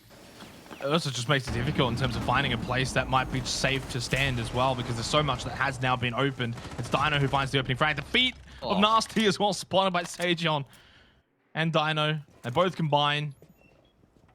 50 seconds remaining, and it's just a slaughter technically. 5-3. Mims at least gets one back, and I guess we're already seeing a reminiscence of Coastline where it just feels like it's Mims or nothing. Dino's had a bit of a fall over, though, and suddenly it's a 2 versus 2. I'm not sure what happened with Dino there, but it has just certainly backfired right now. What has happened? A capitulation from Knights has given the round over to LFO. I looked down at my spreadsheet for like half a second, and in that time, the Knights literally threw that round. It felt like they had all the positions set up. They got 2 free picks from above, and we mentioned that that would be a fault point for LFO and could potentially lose them the round, but then somehow it just turned on its head. LFO just went, all right, well, we've got to send it now, right? And that aggression did pay off. The Knights maybe not expecting it, maybe just getting a little bit antsy. Time was running low a little bit, so they were probably starting to think and communicating about the plant, and they just got caught off guard. So, good round there from LFO. Again, you can't be leaning into those sort of clutch plays every single round, but it's at least a nice little confidence booster for them here. I mean, the win's a win. You take it however you get it. Protect your bombs from being defused by attackers. That was a strange one. It's like in part both like Knights just kind of tripped up on them over themselves, really. That's how it felt like more so to me, but LFO also still had to capitalize, and they did. To their credit, they do get basement with Church and Arsenal, which obviously you kind of expect the defending team to get, but not when they're down 5-3. at that point, you kind of feel like it might just about be over, but it wasn't to be. Head over to Cash and CCTV. And we're seeing this position actually with the Kaid from Rafters can trick that wall in CCTV. They are, though, going to protect a bit more on garage side, though. Keen to see who they actually position here to hold the Rafters. Nasty. It looks like it will be Nasty, so No good little mims? position. I mean, the thing is, if you do stick your Legion there, that means that the goo mines can't be placed elsewhere. So it's a bit of a high risk, high reward strategy. If the Knights do dedicate hard into garage, and particularly if they did actually bring a Montang, this would be a good pick. But the way that it is being played currently by LFO does leave them a little bit vulnerable to rushes or even players creeping up the stairs in other locations, because of course those goo mines don't give away that sound coup. Either way, though, we'll have to see how that plays out. Slugs tries to bandit trick the wall, doesn't quite pay off. So the breach is open nice and early, under a minute into the round. So good efficiency from the Knights so far. And of course that means that Alpha need to vacate the site. They'll push back in towards Cash. And now the Knights can really start to probe the site a little bit more and try and start displacing these members. Well, they can also just now have, they've got 2 minutes in the bank, so there's plenty of time to put pressure on garage, for instance, as well, which is what they're potentially going to shape up to do. They can displace Nasty. That's really like end game goal right now. Get rid of Nasty, gives them control of garage. They've already got Kendall's wall opened up as well. And they got a lot of time. It's not like there's many other objectives that they really have to now focus on. Nasty doesn't want to pick that. You really don't. Although, successfully does get some damage onto Dino. Throws out the grenade, looking for even more damage, and is successful. Moving around, though, there's already one inside, and maybe was caught off guard by Hayward.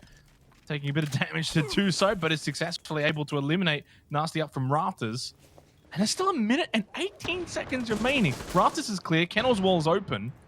Knights are firmly in control right now. Yeah, now we can see them applying some pressure over towards Con. LFO aware of that. Have a couple of players stationed in there trying to bunker down, maybe find a pick back. Of course, if you do hold that Con window, it opens up the opportunity to run out, deny the default plant, but it's going to be so challenging. And oh my god. What are they doing? Why are they committing to this so early? That was very, very strange. And great shots from Sage to shut them down. Leaves it now in a 5-on-2. Make that a 5-on-1. And now Nate is just getting bombarded from every location known to man, really. So many angles opened up early in this round by the Knights, and there's nothing that the smoke can really do now. I think you could see the idea that LFO were going for against St. John, but the execution didn't quite match the idea. Flawless round for Knights as they slipped up in round number 1. Realistically, they probably should be up 2-0 right now, but that's not the case. It is 1-1.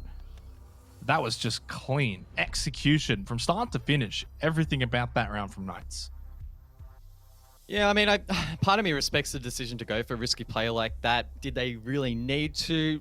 Begs the question. Maybe they were feeling a lot of pressure in towards site and felt they needed to find that pick. But if you are going for those plays, there needs to be some better timing. There's no way that Sage should be able to hit both those shots and win them both. So something went wrong there in the communication department. It should have just been as simple as 3, 2, 1, jump. You can't kill 2 players from 2 different angles at the same time. And Sage managed to do it because the timing just wasn't quite on point. So look, could have been a whole different round had they have won that engagement, but unfortunately for LFO, not meant to be, and we're now going to see them reattempt that time.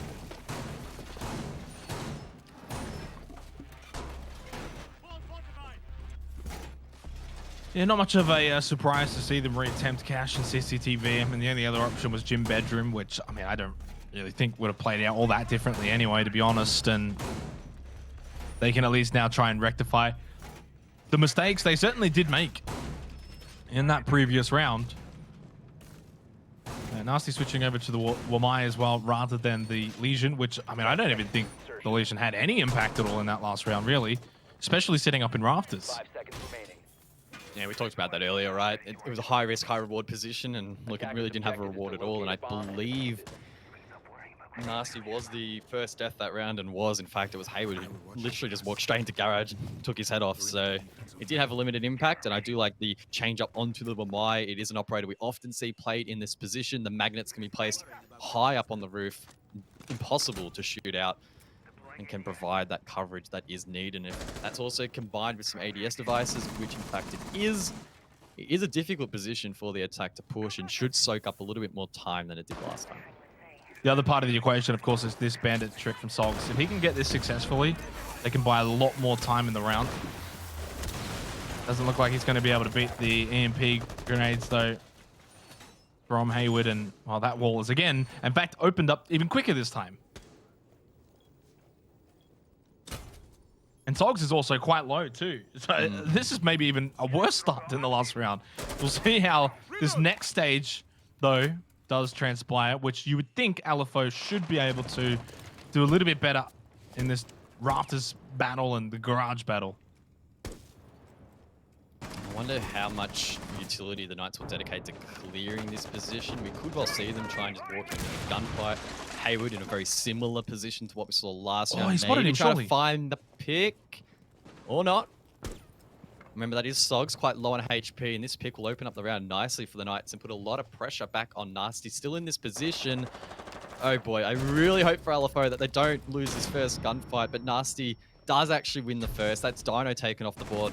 Capitao tries to clear his position, but the frag isn't followed up onto, and this is really falling apart for the Knights. Good start to the round here for LFO, and Juicy gets taken down as well, so solid hold there of Garage. The Knights just unable to clear it on this occasion.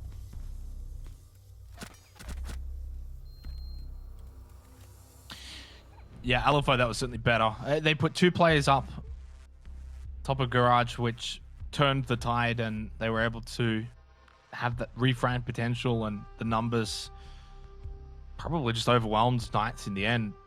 Maybe committed too much to Garage for Knights' sake.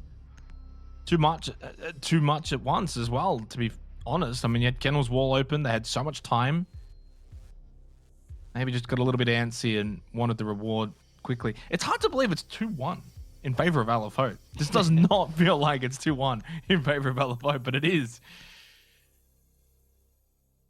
It's been a bit of a crazy clubhouse so far over the first 3 rounds. And Need to locate and defuse bombs. look at this. This is a big round here because basement, heavily winnable. Puts you at 3 rounds at minimum.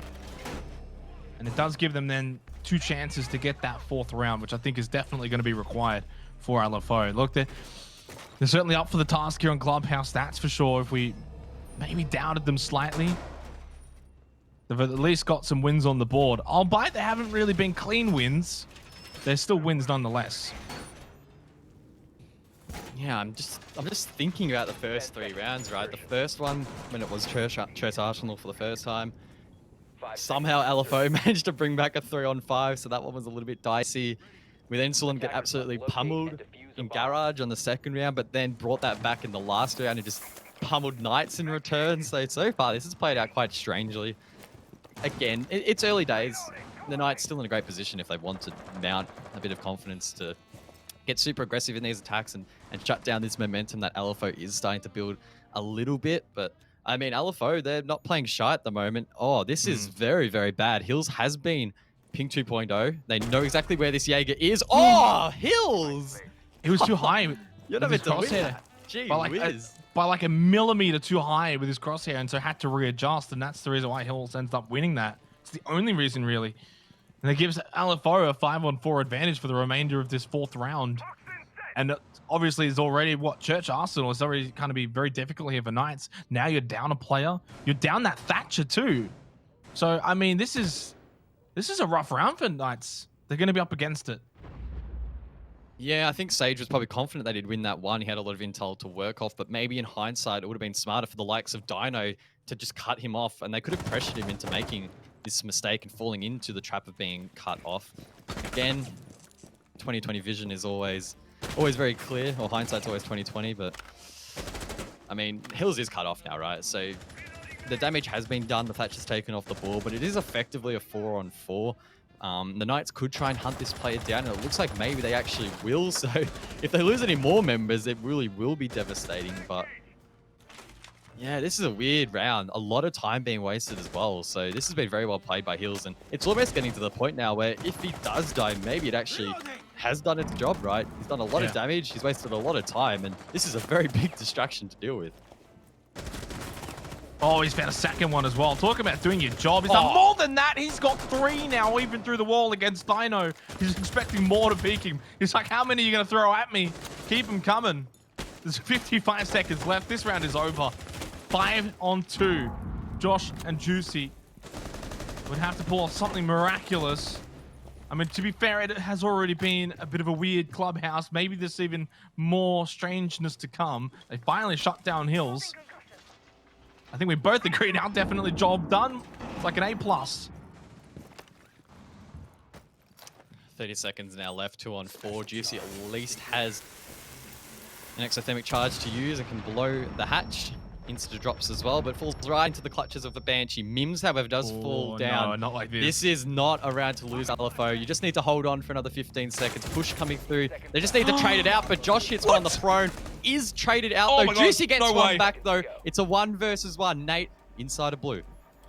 Nate, full health. Juicy, kind of low. In fact, very low. And now sticking that diffuser. And Nate does not lose these. He's toying with him. Even allows him to get the plant down. And LFO will not lose the round, despite the very heroic comeback from Josh and Juicy, the dynamic duo, almost clutching it. Unfortunately, though, that diffuser had to go down, and that was really the main reason why Nate was able to just calmly walk in and get that job done. And LFO 3-1 up on Clubhouse.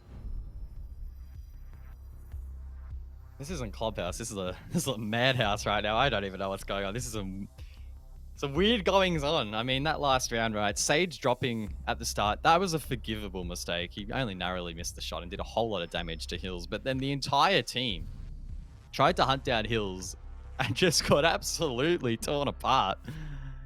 Very one-dimensional take. One-dimensional take to try and cut him off. Did they even need to go for that? I questioned that. Then I thought, oh, maybe this is right. Just get rid of him. But no, that wasn't the play. It soaked up a lot of time. Ended up leaving it in a 2-on-4, so yeah, Knights will not be happy with how they played that. That said, though, oh no, I don't think they'd be happy with the way this has gone at all. Really, no. Like the first round, this round, like they're probably maybe even a little bit tilted potentially. I mean, maybe. Again, it's obviously difficult. We're only speculating. We're not literally in their comms listening to them getting tilted. But you're all right. I think there's a risk. Yeah, there's a risk. There's a risk they're getting tilted, right? They were probably expecting to head into this map after beating LFO on their pick to just storm through. They'll head on later this afternoon and play wildcard, right? But now they've entered this weird sort of phase where LFO are just playing that fluid LFO style. They're unpredictable. They're doing quote unquote just dumb stuff. What did Digital label it as yesterday? I can't even remember what he said. Oh, no. But it wasn't, well, it wasn't flattering. It wasn't pleasantries. No, it wasn't pleasantries. No. But hey, I mean, whatever works, works. Who cares, really? I mean, Digital did say that they're going to prepare for LFO out of all of the teams next season, and maybe for good reason. But look, obvious. I don't think Knights probably are actually tilted. It's just more of a way of thinking about where they should be at. That first round, they should have won it. They're up 5-3. Dino ends up killing himself with a nade. Just an absolute calamity. And then the Cash CCTV round that they lost as well was a bit of a throw. Didn't quite play it the way they did the previous round to that. And then, of course, Hills just walking around, doing as he pleased in that last round. So Knights certainly can't be happy with the way that they've been playing thus far. They've got things that they've got to fix. Fortunately, still this round and one more to go in the half, and then they switch to their own defense, where I think they might end up being just quite a bit more clinical and should be able to get the job done on their own defensive half. Ways to go, though, and the more rounds that LFO do get from here on out, the more likelihood it will be difficult for Knights. Jim Bedroom is going to be toweling, though. First time that we've seen this site so far after the 5 rounds. Nate has been downed, by the way. He's able to go down the hatch, but there's no one really there from LFO to support. So we could see Sogs head down main. It's risky, but it doesn't appear as if anyone on the attack is there to cut that off. I was scared a little bit of that upside down rappel near gym window, but they're not actually watching this position. So Nate will get back on his feet, and he's probably just going to stay below. He'll have a C4 in hand. He can try and play denial on that site. The hatch open gives that nice line of sight into players entering and players trying to get that plant down. Unfortunately, though, Sogs now cannot trick the wall, right? He was downstairs busy picking up Nate. Didn't have enough time to run back up. Even he wasn't fast enough to get there. So that is unfortunate for LFO. But I mean, inevitably that wall was probably going to get opened anyway, so they should be ready to deal with that. I think the big thing now is keeping that bathroom wall up and sturdy if possible. Sogs is in there. Can Bandit trick it? Don't know how many EMP grenades Juicy does still have left. Does have the diffuser in hand. Nasty might even wide swing this too if LFO are feeling aggressive enough. Sogs with a C4 elimination onto Josh. Sajon though from the balcony is able to get one. Is immediately refragged though. 3 versus 2 in favor of the Knights after having the opening death. Now Nate is still down below, could be the kind of wild card in all of this. Sogs in bathroom. There is Nate. Although the longer this goes on, the more likelihood he might not be able to have an impact at all from that position. He's the solo. He's down below. I mean, there's not much he can really do from this spot. Juicy's going to get that diffuser down. And he's obviously given away his position down below too. The unfortunate thing for LFO in this round is they don't have any dedicated intel gatherers on the team, so they wouldn't have had any intel in on the site to relay that to Nate to try and deny the plan. So now he needs to play the 1-on-2. Probably needs to try and go towards CC window to find the cross onto the balcony, the maybe window. even jump out con window. There is a drone there, so they probably know he's there as well. They do. Dino shuts him down. Knights take the round, and that was a little bit cleaner to what we've seen in some of the previous rounds. The Claymore there as well. He was not getting through that window, but I like the idea. Obviously, Knights were just sort of understanding of the idea as well and did shut it out. And 2-3, they get one back, and we go to the final round of the half to see whether or not Knights can tie it up 3-3, or potentially if LFO can have an advantage going into their own attacking half after this. A reminder, of course, this is the second map of the best of 3. Knights winning out 7-4 on Coastline, which was LFO's map pick. Obviously, that indicates that this is Knights' map pick here for Clubhouse. Currently, LFO doing very well, though, all things considered.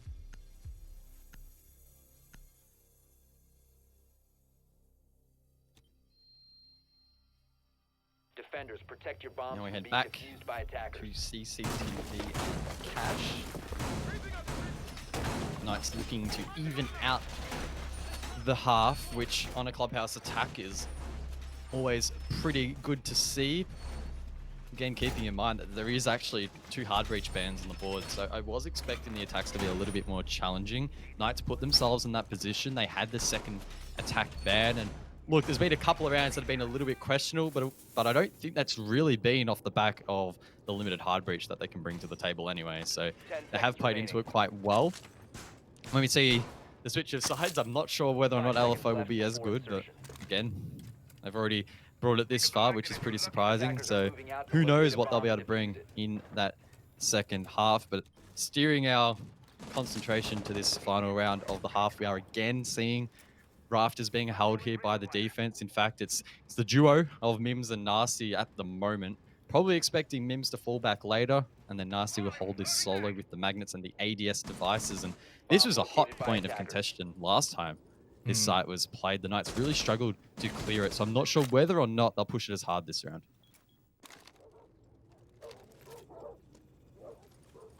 First focus for Knights is this Kennel's wall, and they'll get that open very quickly, you would think.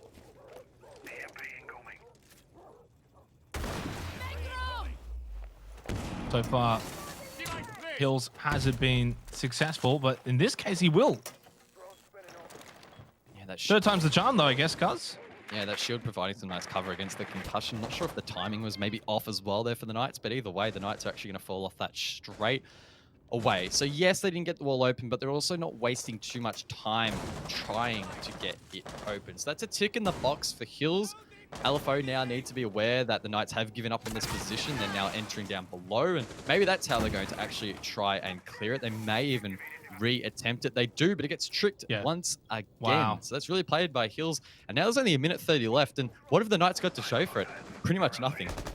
Well, the last 2 times we were on cache CCTV, there was no bandit tricking at all that was being successful. Although I think that was Songs that was actually playing the bandit that time around, so maybe the switch up to Hills has been successful here. Obviously it has, because Hills has been able to keep it closed until the 1:10 mark, which finally now has been opened. Or at least not really open, but a hole has been made, which at the very least does give and make it a lot harder for Hills to stop it from being opened at all now. Still a minute to go. They're all just sitting inside a cache. Jeez. Yeah, it's a bit worrying. 5 meters, boys. 5 meters. Some distancing. Oh, Hills is so low. You need to be really careful inside of cache. Your feet can be exposed underneath these big boxes, big containers, tables, whatever you want to call them. So only a single bullet will be enough to take him down. Yes, they are quite clumped in towards cache, but there's also no one below trying to clear this. Now they can just lob over that utility to try and deny the plan. And with only 30 seconds to go, they are starting to get mowed down. Mimslow gets taken out from below as well. They're all just rushing in towards side. It's a 3-on-3. Sogs gets flamed up. It's Hills and Nasty left to try and clutch it up. Dino, Juicy, and Sage on for Knight. Sage with the diffuser. They're at everything you got. 10 seconds left. Hills, though, is the one that is extraordinarily low, and yet they're going to come out on top right now. Nasty was able to get Juicy as well. Dino just has to rush in. He's got 3 seconds. Unfortunately, we'll run out of time. LFO are going to win the round. They're up 4-2 after the first half. Can you believe it? These rounds have been so messy, but LFO just keep coming out on top. Oh, wow. That is quite the half of Siege. I labeled it earlier as a bit more of a madhouse match than a clubhouse match, and it really did disappoint there in the last round. LFO super clumped up in towards the back of the site, still able to hold on, and Hills getting that massive pick in the objective. Don't know how he came out on top of that one. Maybe the 3-speed wide swing worked in his favor, but either way, LFO do get the round. They retain the lead, most importantly as well. Doesn't mean the pressure's alleviated at all. Attacking on clubhouse again with a double hard breach won't be easy, but at least they can feel a little bit more comfortable knowing that they're going toe-to-toe on the Knights map pick.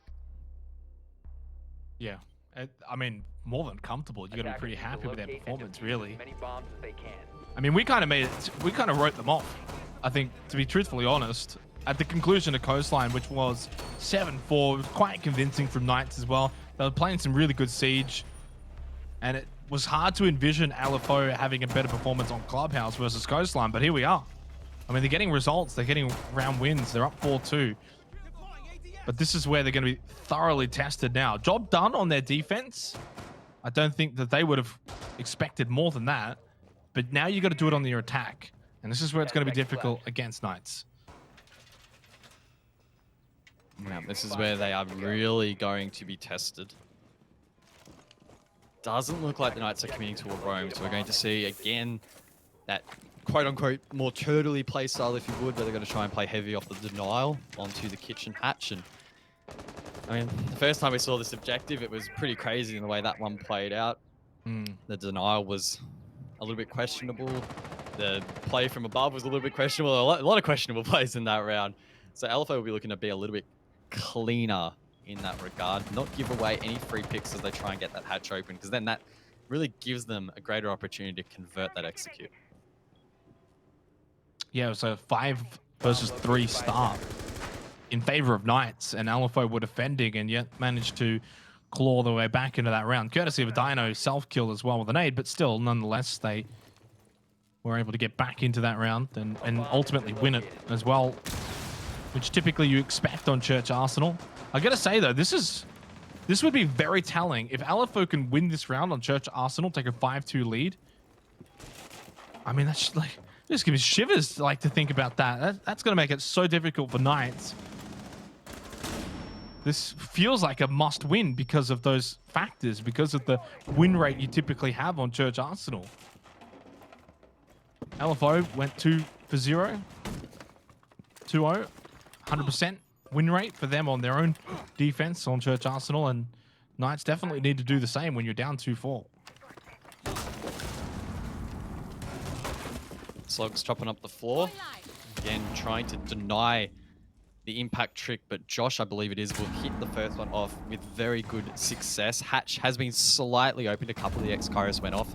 So the health of the hatch has been damaged, but Josh hits that shot on to Nate. The Habana's still on the board, so they might be able to still get it open as Hills finds one back. So there's still a hard breach on the board, still a soft breach as well. Unfortunate, really, that the Thatcher and the Thermite are taken down, but look, this is still potentially winnable. It's tough, you're at that man disadvantage, but we've seen it done before. Wasn't long ago that we saw a 5v3 start for Knights that they lost, and while they technically did have a 5v3 start in this one as well, Dino did get quickly eliminated shortly after though, so 4 versus 3 now for the time being. 30 seconds remaining though. Mims from above in kitchen is successful on eliminating Juicy, and it's now 3-on-3. And they can head in with a bit more confidence here that they can win these duels as well, because they have been doing so comfortably. Hayward, though, not going to be an easy foe to take down. Josh just sitting at the back of Arsenal. And that's going to be an easy round win in the end for Knights. Once LFO pushed in, they did meet their maker. Looked a little bit promising then when Slogs opened up the Ashwell, rushed in, but the Knights were ready for that. Had the crossfire set up and wasn't too difficult to deal with in the end. So really back to the drawing board for LFO, but they don't need to worry about that site for at least 2 more because of the objective rotation. That means that the Knights now will attempt CCTV cache. It's a site that they themselves had mixed success on the attack, and I mean rightly so. Again, it's going to be tricky to attack without that Mav on the board, without that proficiency of the ace. That said, LFO will bring the 2 remaining hard breaches, so Habana and Thermite, still plenty to work with in that regard. Keen to see the dynamic again between that Bandit and the Thermite. Josh is bringing that denial to the board. We saw Hills have some pretty good success on the side of LFO, but it is challenging. LFO will probably do a pretty good job in clearing it, I would hope. Maybe a little bit better than the Knights did, in fact. We saw them struggle quite a bit, and it took them a while to establish that control below, despite the defense not really pressuring.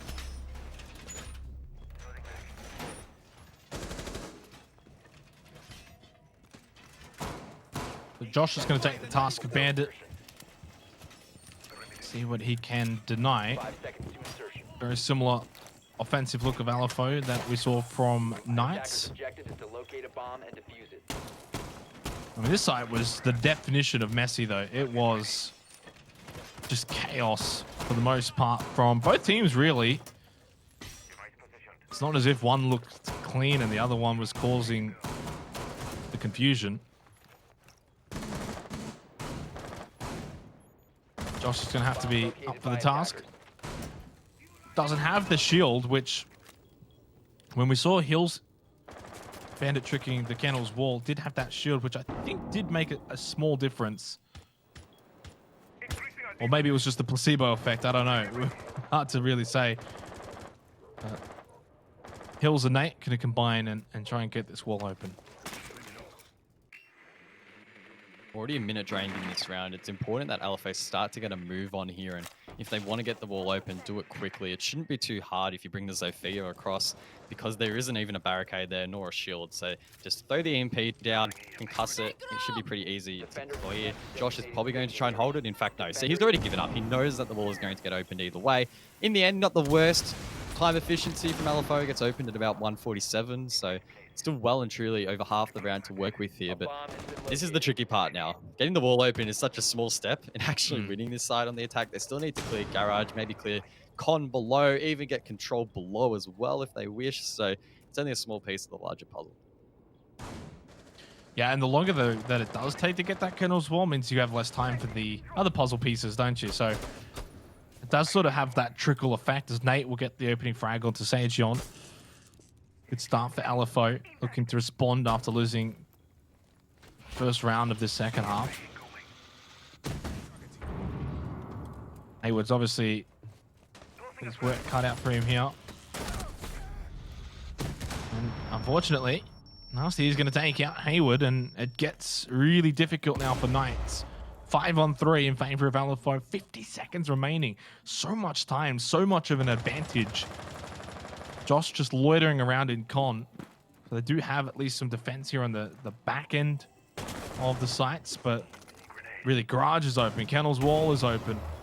It will probably become a bit of a crossfire shootout, but with the numbers advantage, you would suspect LFO should be favored. That's a risky position to put the plant down. Dino swings wide and is able to deny it. It was also in a great position for Juicy to throw out gas canisters uncontested to deny it for even longer. And now LFO only have 20 seconds to work with. They still have that man advantage, but players like Josh are in a great position to run out and deny the plant. Dino's still in a position to wide swing as well, but that's a great kill there onto the player inside of Con. Dino, nothing he could do. LFO, I thought they might have lost grip on that round, but they bring it back and bring it back strong. Well, they're not going anywhere. They're not going down without a fight. They've performed admirably well on Clubhouse thus far. 3-5 now in favor of LFO. Could we see a situation where Knights still the map pick of LFO and vice versa? LFO still the map pick of Knights, and we potentially do in fact then head to Oregon, which is the decider map. And honestly, at that point, if we do head over to Oregon, I don't know which way it would swing. It's the sort of site, you know, you think we usually talk about, you know, kids' dorms and how that's the 50-50 sort of site. I can already envision LFO causing issues for Knights on that particular site as well. So Knights definitely do not want to go to Oregon. Definitely don't want to give a map over to LFO, and definitely want to try and turn it around here on Clubhouse. I mean, I can't believe we're even still playing here, right? You look back at the results for LFO on Clubhouse. They haven't won it since they beat Wildcard on it in 6 Masters. That was so long ago. And they've actually played it, how many times since? They played it against the Knights. They lost 2-7. They lost 3-7 to Noble. They then lost 4-7 to Ferox, 4-7 to Rhythm. So their results on this map have been pretty dire. And they've already got more rounds on the board in this matchup than they have in those last 4 occasions. So I don't know what the hell's going on here. It has been, again, a little bit of a madhouse game. The Knights just not looking at their very best here, and LFO, they're capitalizing. They are playing their style. It's working. It's difficult to read into, and the Knights just are struggling a little bit to adapt to that. It's a stark contrast to Coastline, though, where Knights just sort of powered away by the end of it. I mean, yeah, there was a bit of a fight from LFO at the very beginning, but for the most part, especially in the second half, Knights just ran away with it pretty comfortably. And ultimately, though, here in Clubhouse, this is more of an arm wrestle that LFO currently are winning. It is back and forth, though. Knights, LFO, Knights, LFO, Knights, maybe, looking to keep that trend. Otherwise, it's going to be 6-3 match point, multiple match points to LFO.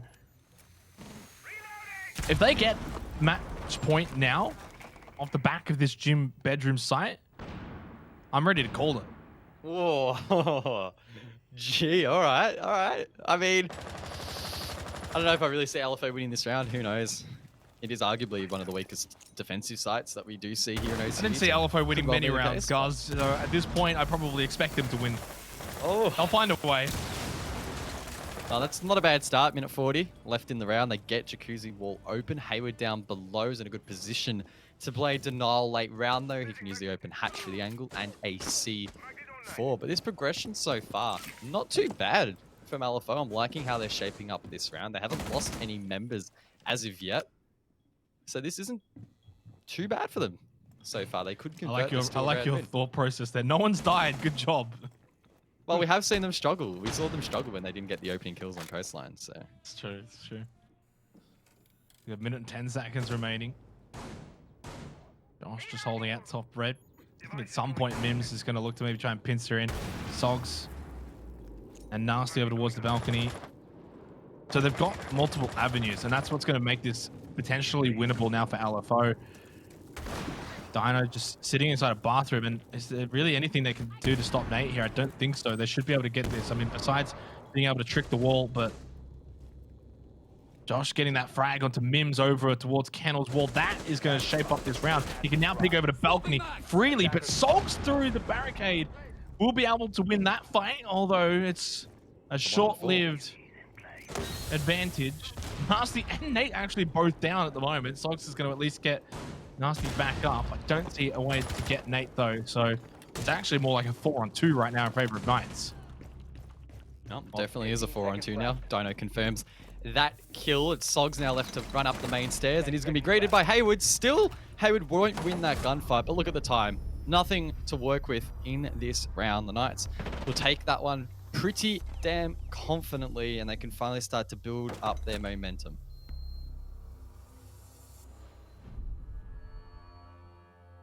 You look at the win rate as well. so far here on Clubhouse in terms of getting that opening kill. Yeah, It's that's like exactly what I was going to say. 90% or something ridiculous like that. There's one round we missed, but Even higher, right? Yeah, actually, yeah, I was going to say that out of the 9 rounds we've had so far, there's only been 1 round where the team that got the opening kill didn't convert the round. We didn't, unfortunately, record round 5, so that could be missing that round, but I mean, it really sets that trend, right? If you're getting that opening pick, very high likelihood you'll win the round, because that first round was also the crazy throw from the Knights anyway, Yeah. so that wasn't really representative of anything, really. So again, if you're getting that opening pick, you are in a great position. Clubhouse is just one of those maps, right? If it only takes a very small mistake to just be amplified, and if it's a kill on the board, that could be a key piece of the puzzle, whether it be opening a wall or clearing utility that's taken away from you, which really makes it difficult if you're on the defense to hold on, or if you're on the attack to progress forward. we're back down to Church and Arsenal for Knights, which can give them a very likelihood that they tie this up to 5-5. 10 seconds Maybe they remaining. just run away with this. You know, you spoke about the records that LFO have had here on Clubhouse. 7-1, 7-2, 7-3, 7-4. Well, maybe a 7-5 is next in line. Attacker's objective is to locate a bomb. Just slowly, each time they play Clubhouse, they just get a little bit better each time, but not quite able to find the win. Josh on the Legion, which I think on Church Arsenal certainly should have a bit more impact than what we saw on Cash CCTV last time we saw Legion. Dirt's going to be opened up very easily.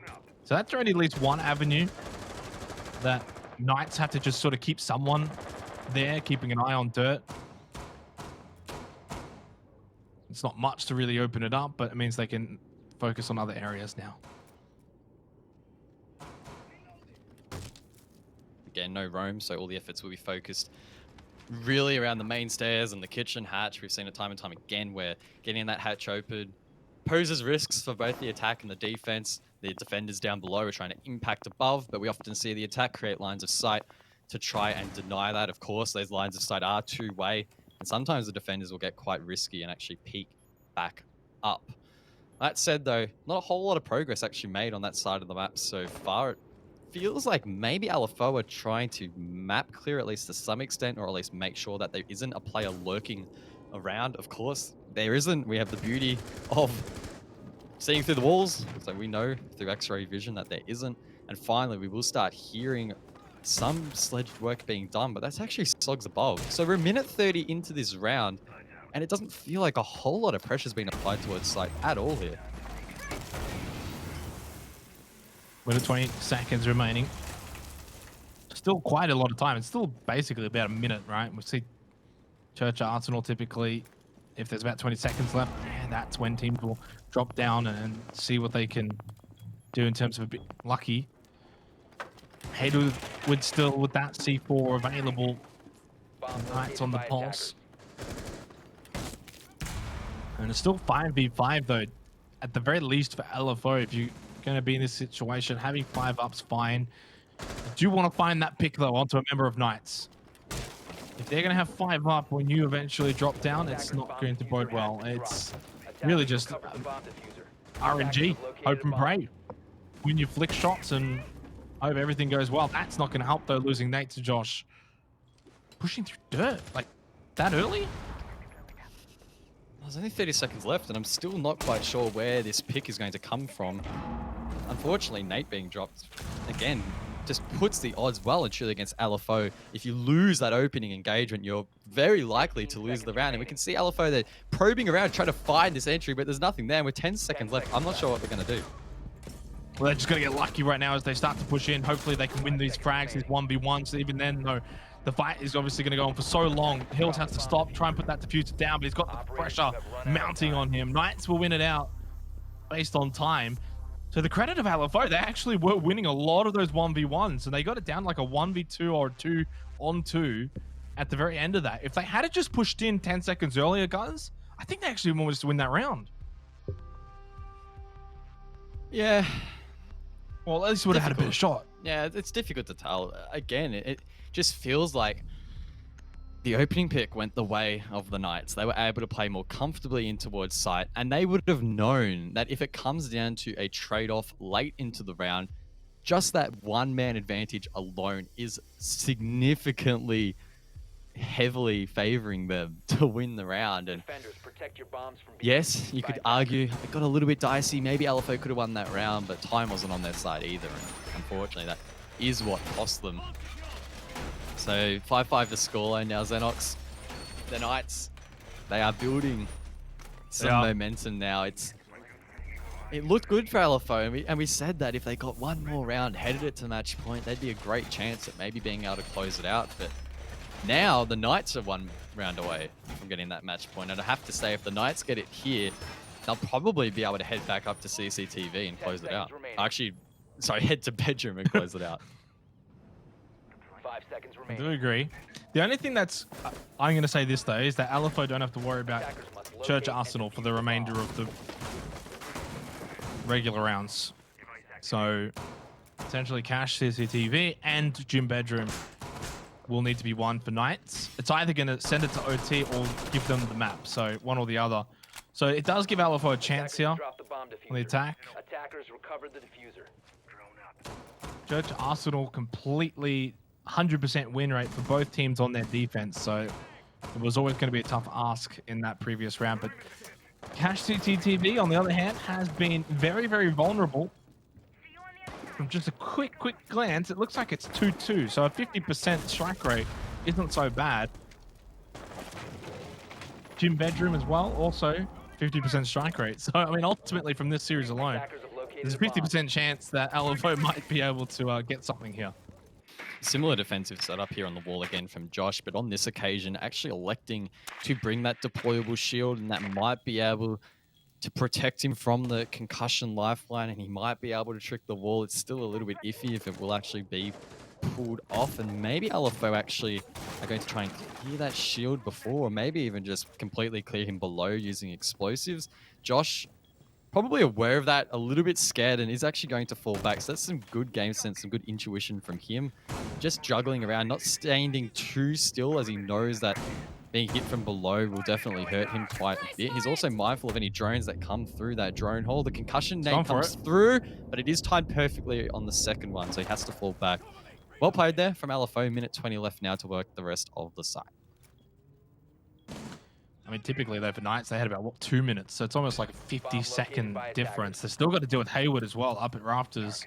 And they don't have much time to really mess around here, which might cause them to sort of funnel in a bit quick.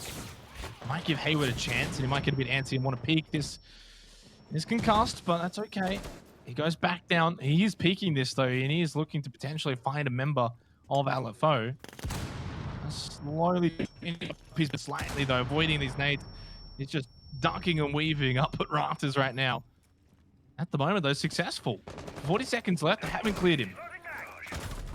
Question is how they're going to clear him, and Never mind. the answer will be bullets. Nasty puts a couple into his head, and that's enough to say good night. 30 seconds now left on the board, and we know the opening kill so critical in this matchup. LFO in the box seat to convert this round. They have a nice setup now to get in towards the default plant. Unfortunately, it's a 4-on-4. The wall also isn't open, so they'll have to vault over the window. A little bit of a scary position to be in, especially with that smoke still on the board, but it is winnable here for the attack.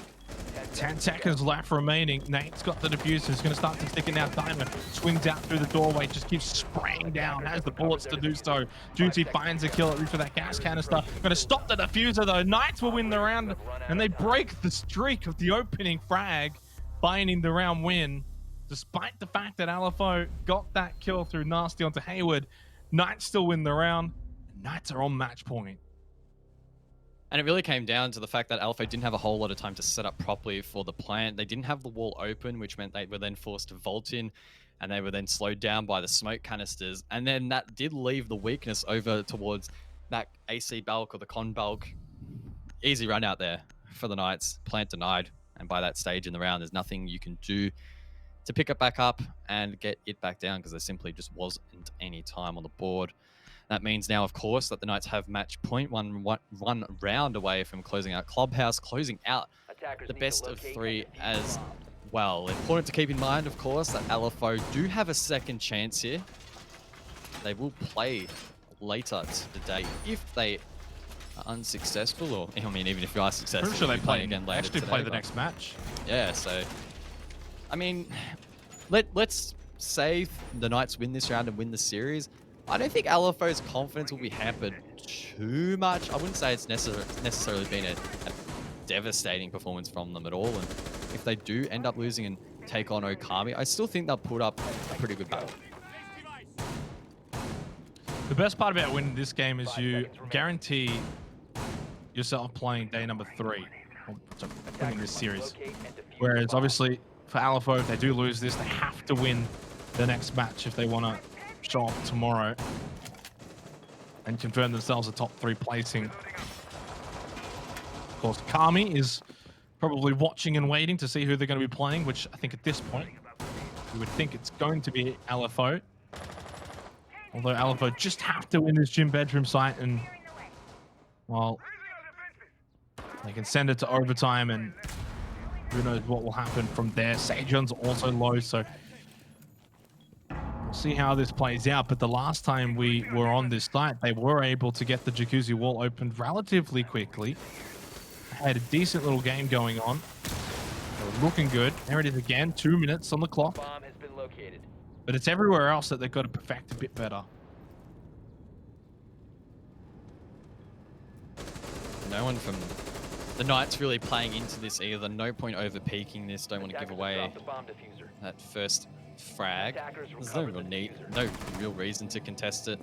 LFO still have to work the bathroom wall, get any denial off that before they can actually even think realistically about hitting and execute. That said, Hayward's actually going to play on the main stairs, so he's in a great position to deny a rush through, but needs to be mindful of Nasty. Nasty does hit the shot, though. That's a big one for LFO. It's a repeat of the last round. Nasty with the opening frag onto Hayward, getting that repeat. That might, though, be a curse potentially. Dino just trying to stop that wall from being opened. Was successful with the nade. One throw back. Nate's just going to push in now. Look for a frag. Into bedroom through gym. He's just checking from below with that drone as well. Minute and 5 seconds remaining. As gas canisters now from Juicy can be thrown out. Hills sitting on this balcony. This is going to be a messy finish to this round potentially. Knights down a player. St. John's low. It's not going to be clean from Knights. LFO still have a chance to be clean themselves. 45 seconds now left on the clock. Knights still in some decent positions. Sage in a key one, but so low on HP, will need to be traded out if he is taken off the board. LFO now need to consolidate these positions. Probably need to send it quite deep in towards site. Nate finds one. Ooh. Nasty as well. It's a double for him. It's a 2-on-5. I don't think the Knights will win this round. We should be heading to OT. Well, I definitely will be heading to OT. Attackers have recovered their diffuser. Really not much of a chance Josh is going to have sitting over in cash, and Mims will put an end to the round and will send us to overtime. 6-6. Credit to LFO. They've certainly come to play here on Clubhouse. And you've got to give them the respect where it's deserved. I mean, Knights looked like they had found that gear, that switch. They had won 5 of 7 prior to that last round. LFO stop the rot, send it to OT. Knights, though, will remain on defense, and of course, we head down to Church and Arsenal.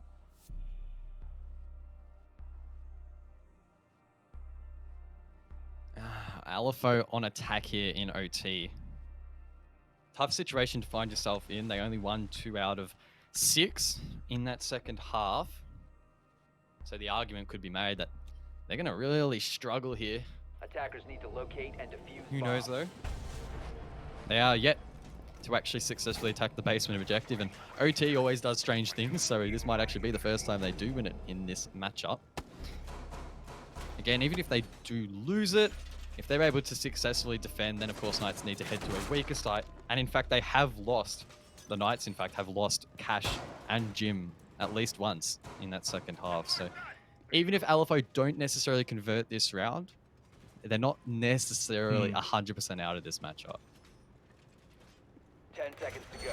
Oh, of course not. They'll have their own defense 5 seconds play to go. on as well. This is by no means over.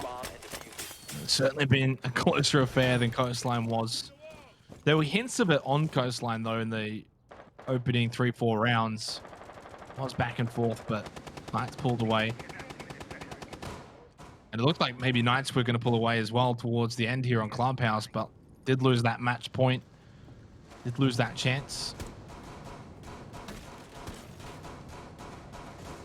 Still, throughout all of it, though, the opening frag has been so impactful. If you can find it, your chances of winning the round in this matchup, it's just about almost guaranteed. Not quite, but goes a long way. Here on Church Arsenal, if LFO were to win this round, you think that they will need to get this opening frag. Hayward on the pulse below, gathering some intel. I mean, it's probably nothing the Knights don't really expect to see, or nothing catching the Knights off guard, rather. Doesn't seem to be anything too crazy from LFO. They're just going through their routine checklist, getting these hatches open. Of course, the Moto hatch being a little bit easier than the kitchen hatch, which hasn't even been worked out at all yet so far by LFO. They have been leaving it quite deep into these rounds to go for it. If they even go for it at all, I mean, maybe they won't on this occasion. Still time to work with, but if they want to, they need to go pretty quickly. It can often take up to a minute to even get that kitchen hatch open, and so far, nothing at all has been done to pressure it. Well, the last time we saw the defense hold on Church Arsenal for Knights, LFO left it to the very last second. It was like a 10-second timer when they pushed in. And even though they were actually winning those duels, unfortunately, they did run out of time and ultimately did lose the round. They have to make sure they don't fall into the same trap here. Now they'll start to open up kitchen, but there's only a minute remaining. The other factor too was Nate pushing through dirt last time. Did spell disaster. I don't think he's going to be wanting to do the same again here. 45 seconds left. Do you maybe go slightly early? Maybe now, especially since you got that opening kill onto Dino. Just opens the way here for LFO. They win this, they'll have match point here in OT. Lots of work still to be done. Nate's low as well, and he does have the diffuser. 30 seconds now. Sage finds one back. It's a team kill for the Knights. Josh does find the pick. Hayward as well, so it might not have mattered all that much, but they are dropping like flies on towards site, and it's Mims to cover. This man is the man you want to cover this kind of plant. I don't think Juice is going to be able to down hills in time. The plant does go down. 45 seconds on that defuse. Josh and Juicy to retake site. Now Hills is down now. The second nade from Josh will be successful. Does have a double kill. You could almost count it technically as a triple kill after killing his teammate Sejon. Mims will take down Josh. Forces Juicy into the 1 versus 1. Swings out. Unsuccessful. Mims is low. Won't take much to eliminate him. Juicy not moving far from the diffuser. Doesn't quite win the initial peak, but because Mims was so low, it didn't take much for Juicy to then just redirect the crosshair. Knights hold on by the skin of their teeth. Look how low in the end Juicy was. Church Arsenal successfully defended. Whoa. Sweaty palm stuff for the Knights. LFO probably as well. So close to clutching that one out. I thought there was a small window that Mims could have capitalized on and might have been able to find 2 picks. He did find 1, but unfortunately, only being 1 armor and having low HP did prove costly in the end. That said, though, we theory crafted before this would probably be the case on the balance of just statistically how the map's been playing out so far. And LFO now heading back downstairs. We should see them win this, you would hope. They managed to defend it both times in regulation. So if they can again continue that trend, that does allow them to, you know, attack one of the weaker sites for the Knights when we switch sides again. I mean, you say that, but I think you'd still rather be defending. When it's 7-7, ultimately, I think there's more pressure on LFO to obviously make something happen, to be successful on their attack. We still have to get to that point, though. They're still going to get the job done here on Church Arsenal, which, if we think all the way back to round number 1 of this matchup here on Clubhouse, it was a 5-on-3 advantage to Knights. It was a flawless, clean round. They opened up everything. They found those 2 opening picks. Everything was going perfect. And we thought maybe this is how the whole map would go. And then they just balls it up. Dino ended up killing himself with a nade. They just all dropped down at once. They all died at once, and it just was the most bizarre round that they had actually lost. Probably still to this point on Clubhouse. So they have shown us, Knights, that they can do everything right except the execution. This time now, as long as they execute perfectly, they might just be able to end it here and now and win 8-6. Well, looks like Sogs is committing to a solo roam. Not much really to help him up there, but he might be able to do some disruption as the Knights try to take that floor. That said, though, Sogs actually... Oh, I thought he was going back down, but in fact, he's heading all the way to the top floor. No, he's trying to find a pick over towards dirt. In fact, Sogs, I don't even know what he's doing. He does go back towards site. Probably the smartest decision, the safest decision at that. Picks up a drone for his troubles as well. He can place that somewhere to gather some nice info, which is always handy to have. Not a bad start here for LFO. 2 minutes into the round, the Knights still yet to really do a whole lot of work above, but Hayward on that cue will start to break the floor. We've seen them, as you mentioned, Xenox be quite clean early round and late round, but that said, Hayward by a C4, I believe, will be downed. Not killed though, so it's not the end of the world. Bomb located by attackers. Of course, they won't actually have that information. He was down, now picked back up, but he's low for the remainder of the round. A minute and a half remaining, and also just that down buys a lot more time as well. And now Hayward has to sort of make up for lost time. Starts putting the pressure onto the kitchen floorboards. See if whether or not they can find a pick. Risky. He even loses more health, although at that point, with how low he was already at, I don't think it really mattered. Trying to sledge that nade down below. Now Dino with the X-Kairos to open up kitchen hatch. 1 minute on the dot. Overtime match point, and he's going to find a frag onto the unsuspecting Mims, and what a player to get rid of. Arguably LFO's best player here in the playoffs thus far. Nate still holding in dirt. Opening frag.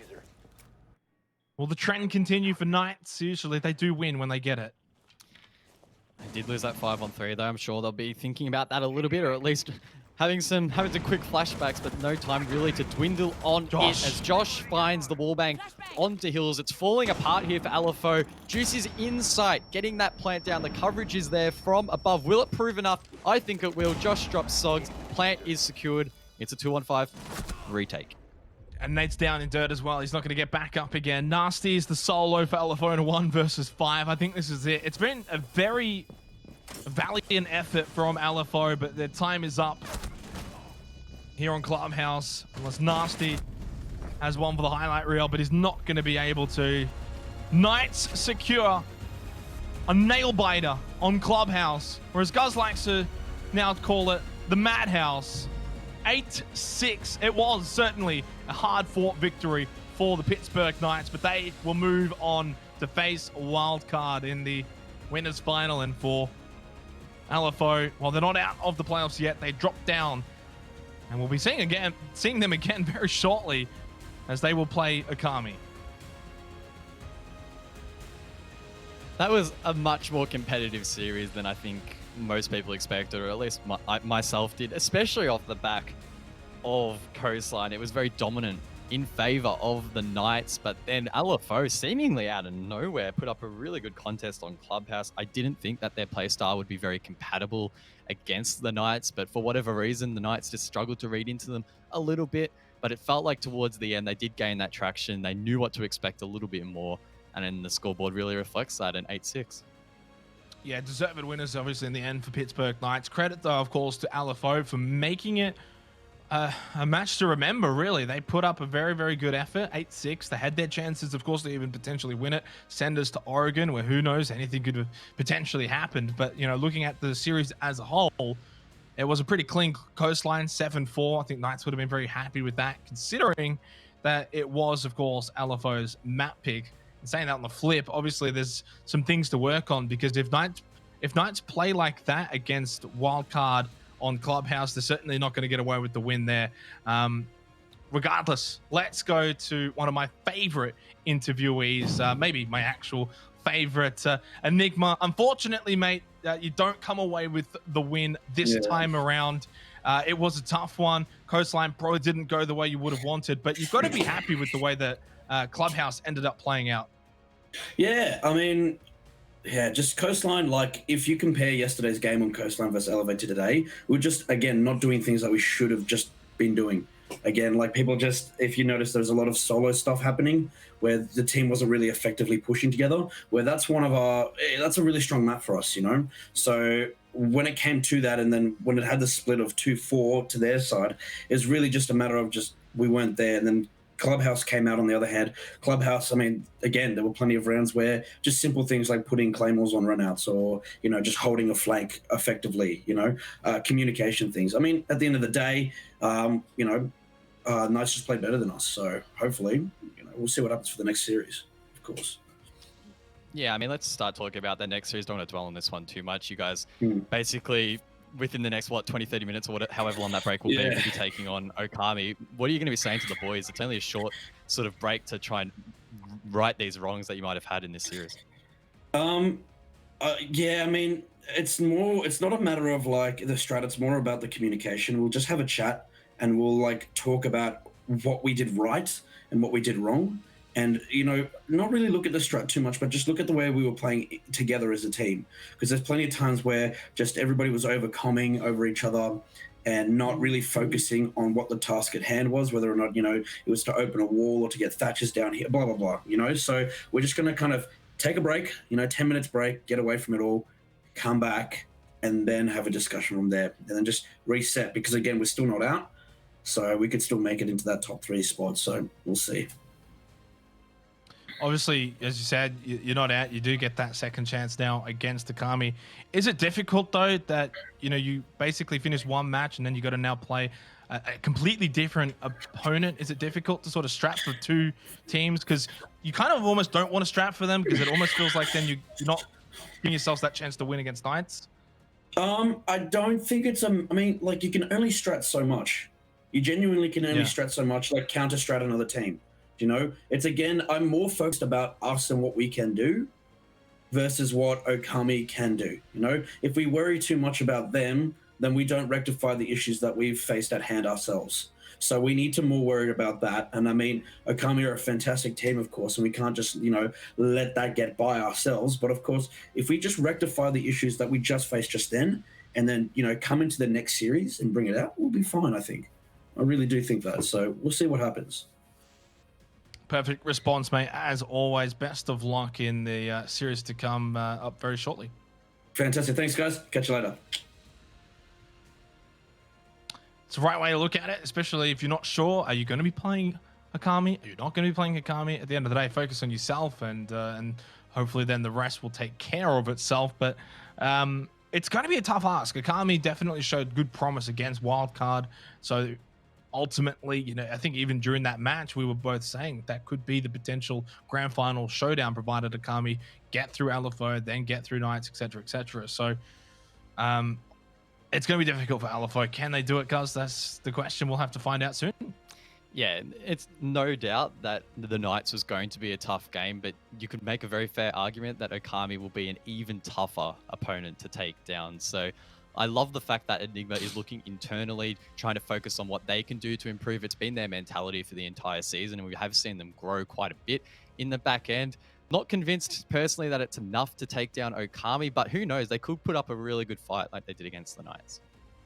I've got our second interviewee ready to go. Should be pretty happy with that performance ultimately. Although, Dino, in the end, you did get pushed quite heavily on Clubhouse.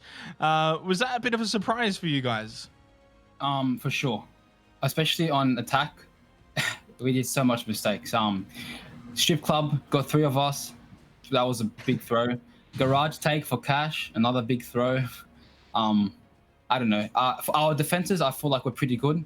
It's just in the beginning we took some time to read how they were gonna play, especially off how they just played on Coastline. But after some rounds, we started to read into it, and then we were able to close up the round of the game at the end. Yeah, you mentioned there that you found it a little bit tricky to read into LFO. In the interview yesterday, Digital from Elevate said that he found it really difficult as well. Is LFO genuinely one of, if not the hardest team to sort of read into because they look like they're just running around doing crazy stuff sometimes.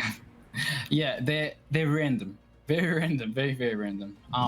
So we have to adapt on the go every single time, especially against LFO. Yeah. Looking forward now, though, you got a very difficult matchup, of course, against Wildcard. Fortunately, you still got the double chance, I guess, as well. What are you guys looking to gain out of that match, considering it's not the grand final? You've got that double chance. What's the mindset going into it? 2-0, 100%. We're gonna go in. We're gonna play our all. We're gonna try to win 2-0, and then we're gonna try to have a nice rest for tomorrow's final. Lastly, before you get I let you go, I just wanted to ask quickly about Coastline. Were you guys surprised by that pick, and were you ready for it? We weren't surprised, and we were ready for it. Easy. Well, I don't know. That's about it, mate. Best of luck in your match to come. Thank you very much. Short, sweet, straight to the point from Dino. Like his name, but ultimately, Knights were just too good. They were too good on Coastline, and they were better in the clutch and better executionally on Clubhouse in the end. And maybe you guys, there is something about LFO and their randomness, I guess. Maybe. I don't know how Okami are going to deal with it shortly. We'll have to wait and see as we have the bracket on screen now. Pittsburgh Knights and Wildcard. Is there a realistic chance for the Knights to win that match? That is what I am thinking. I don't know if the Knights, if they have the confidence that Dino has, easy 2-0 or whatever he said, well, maybe they'll be able to put up a really good fight. I'm not too sure. I'm not convinced necessarily that the Knights are favourites at all heading into that matchup, but I think they'll put up a good fight. Yes, they had some issues there on Clubhouse, but let's be honest, Wildcard are not going to be playing that same play style as LFO. It's the right mindset to have, though. You got to think that you're better than your opponent, that you're going to be able to beat your opponent.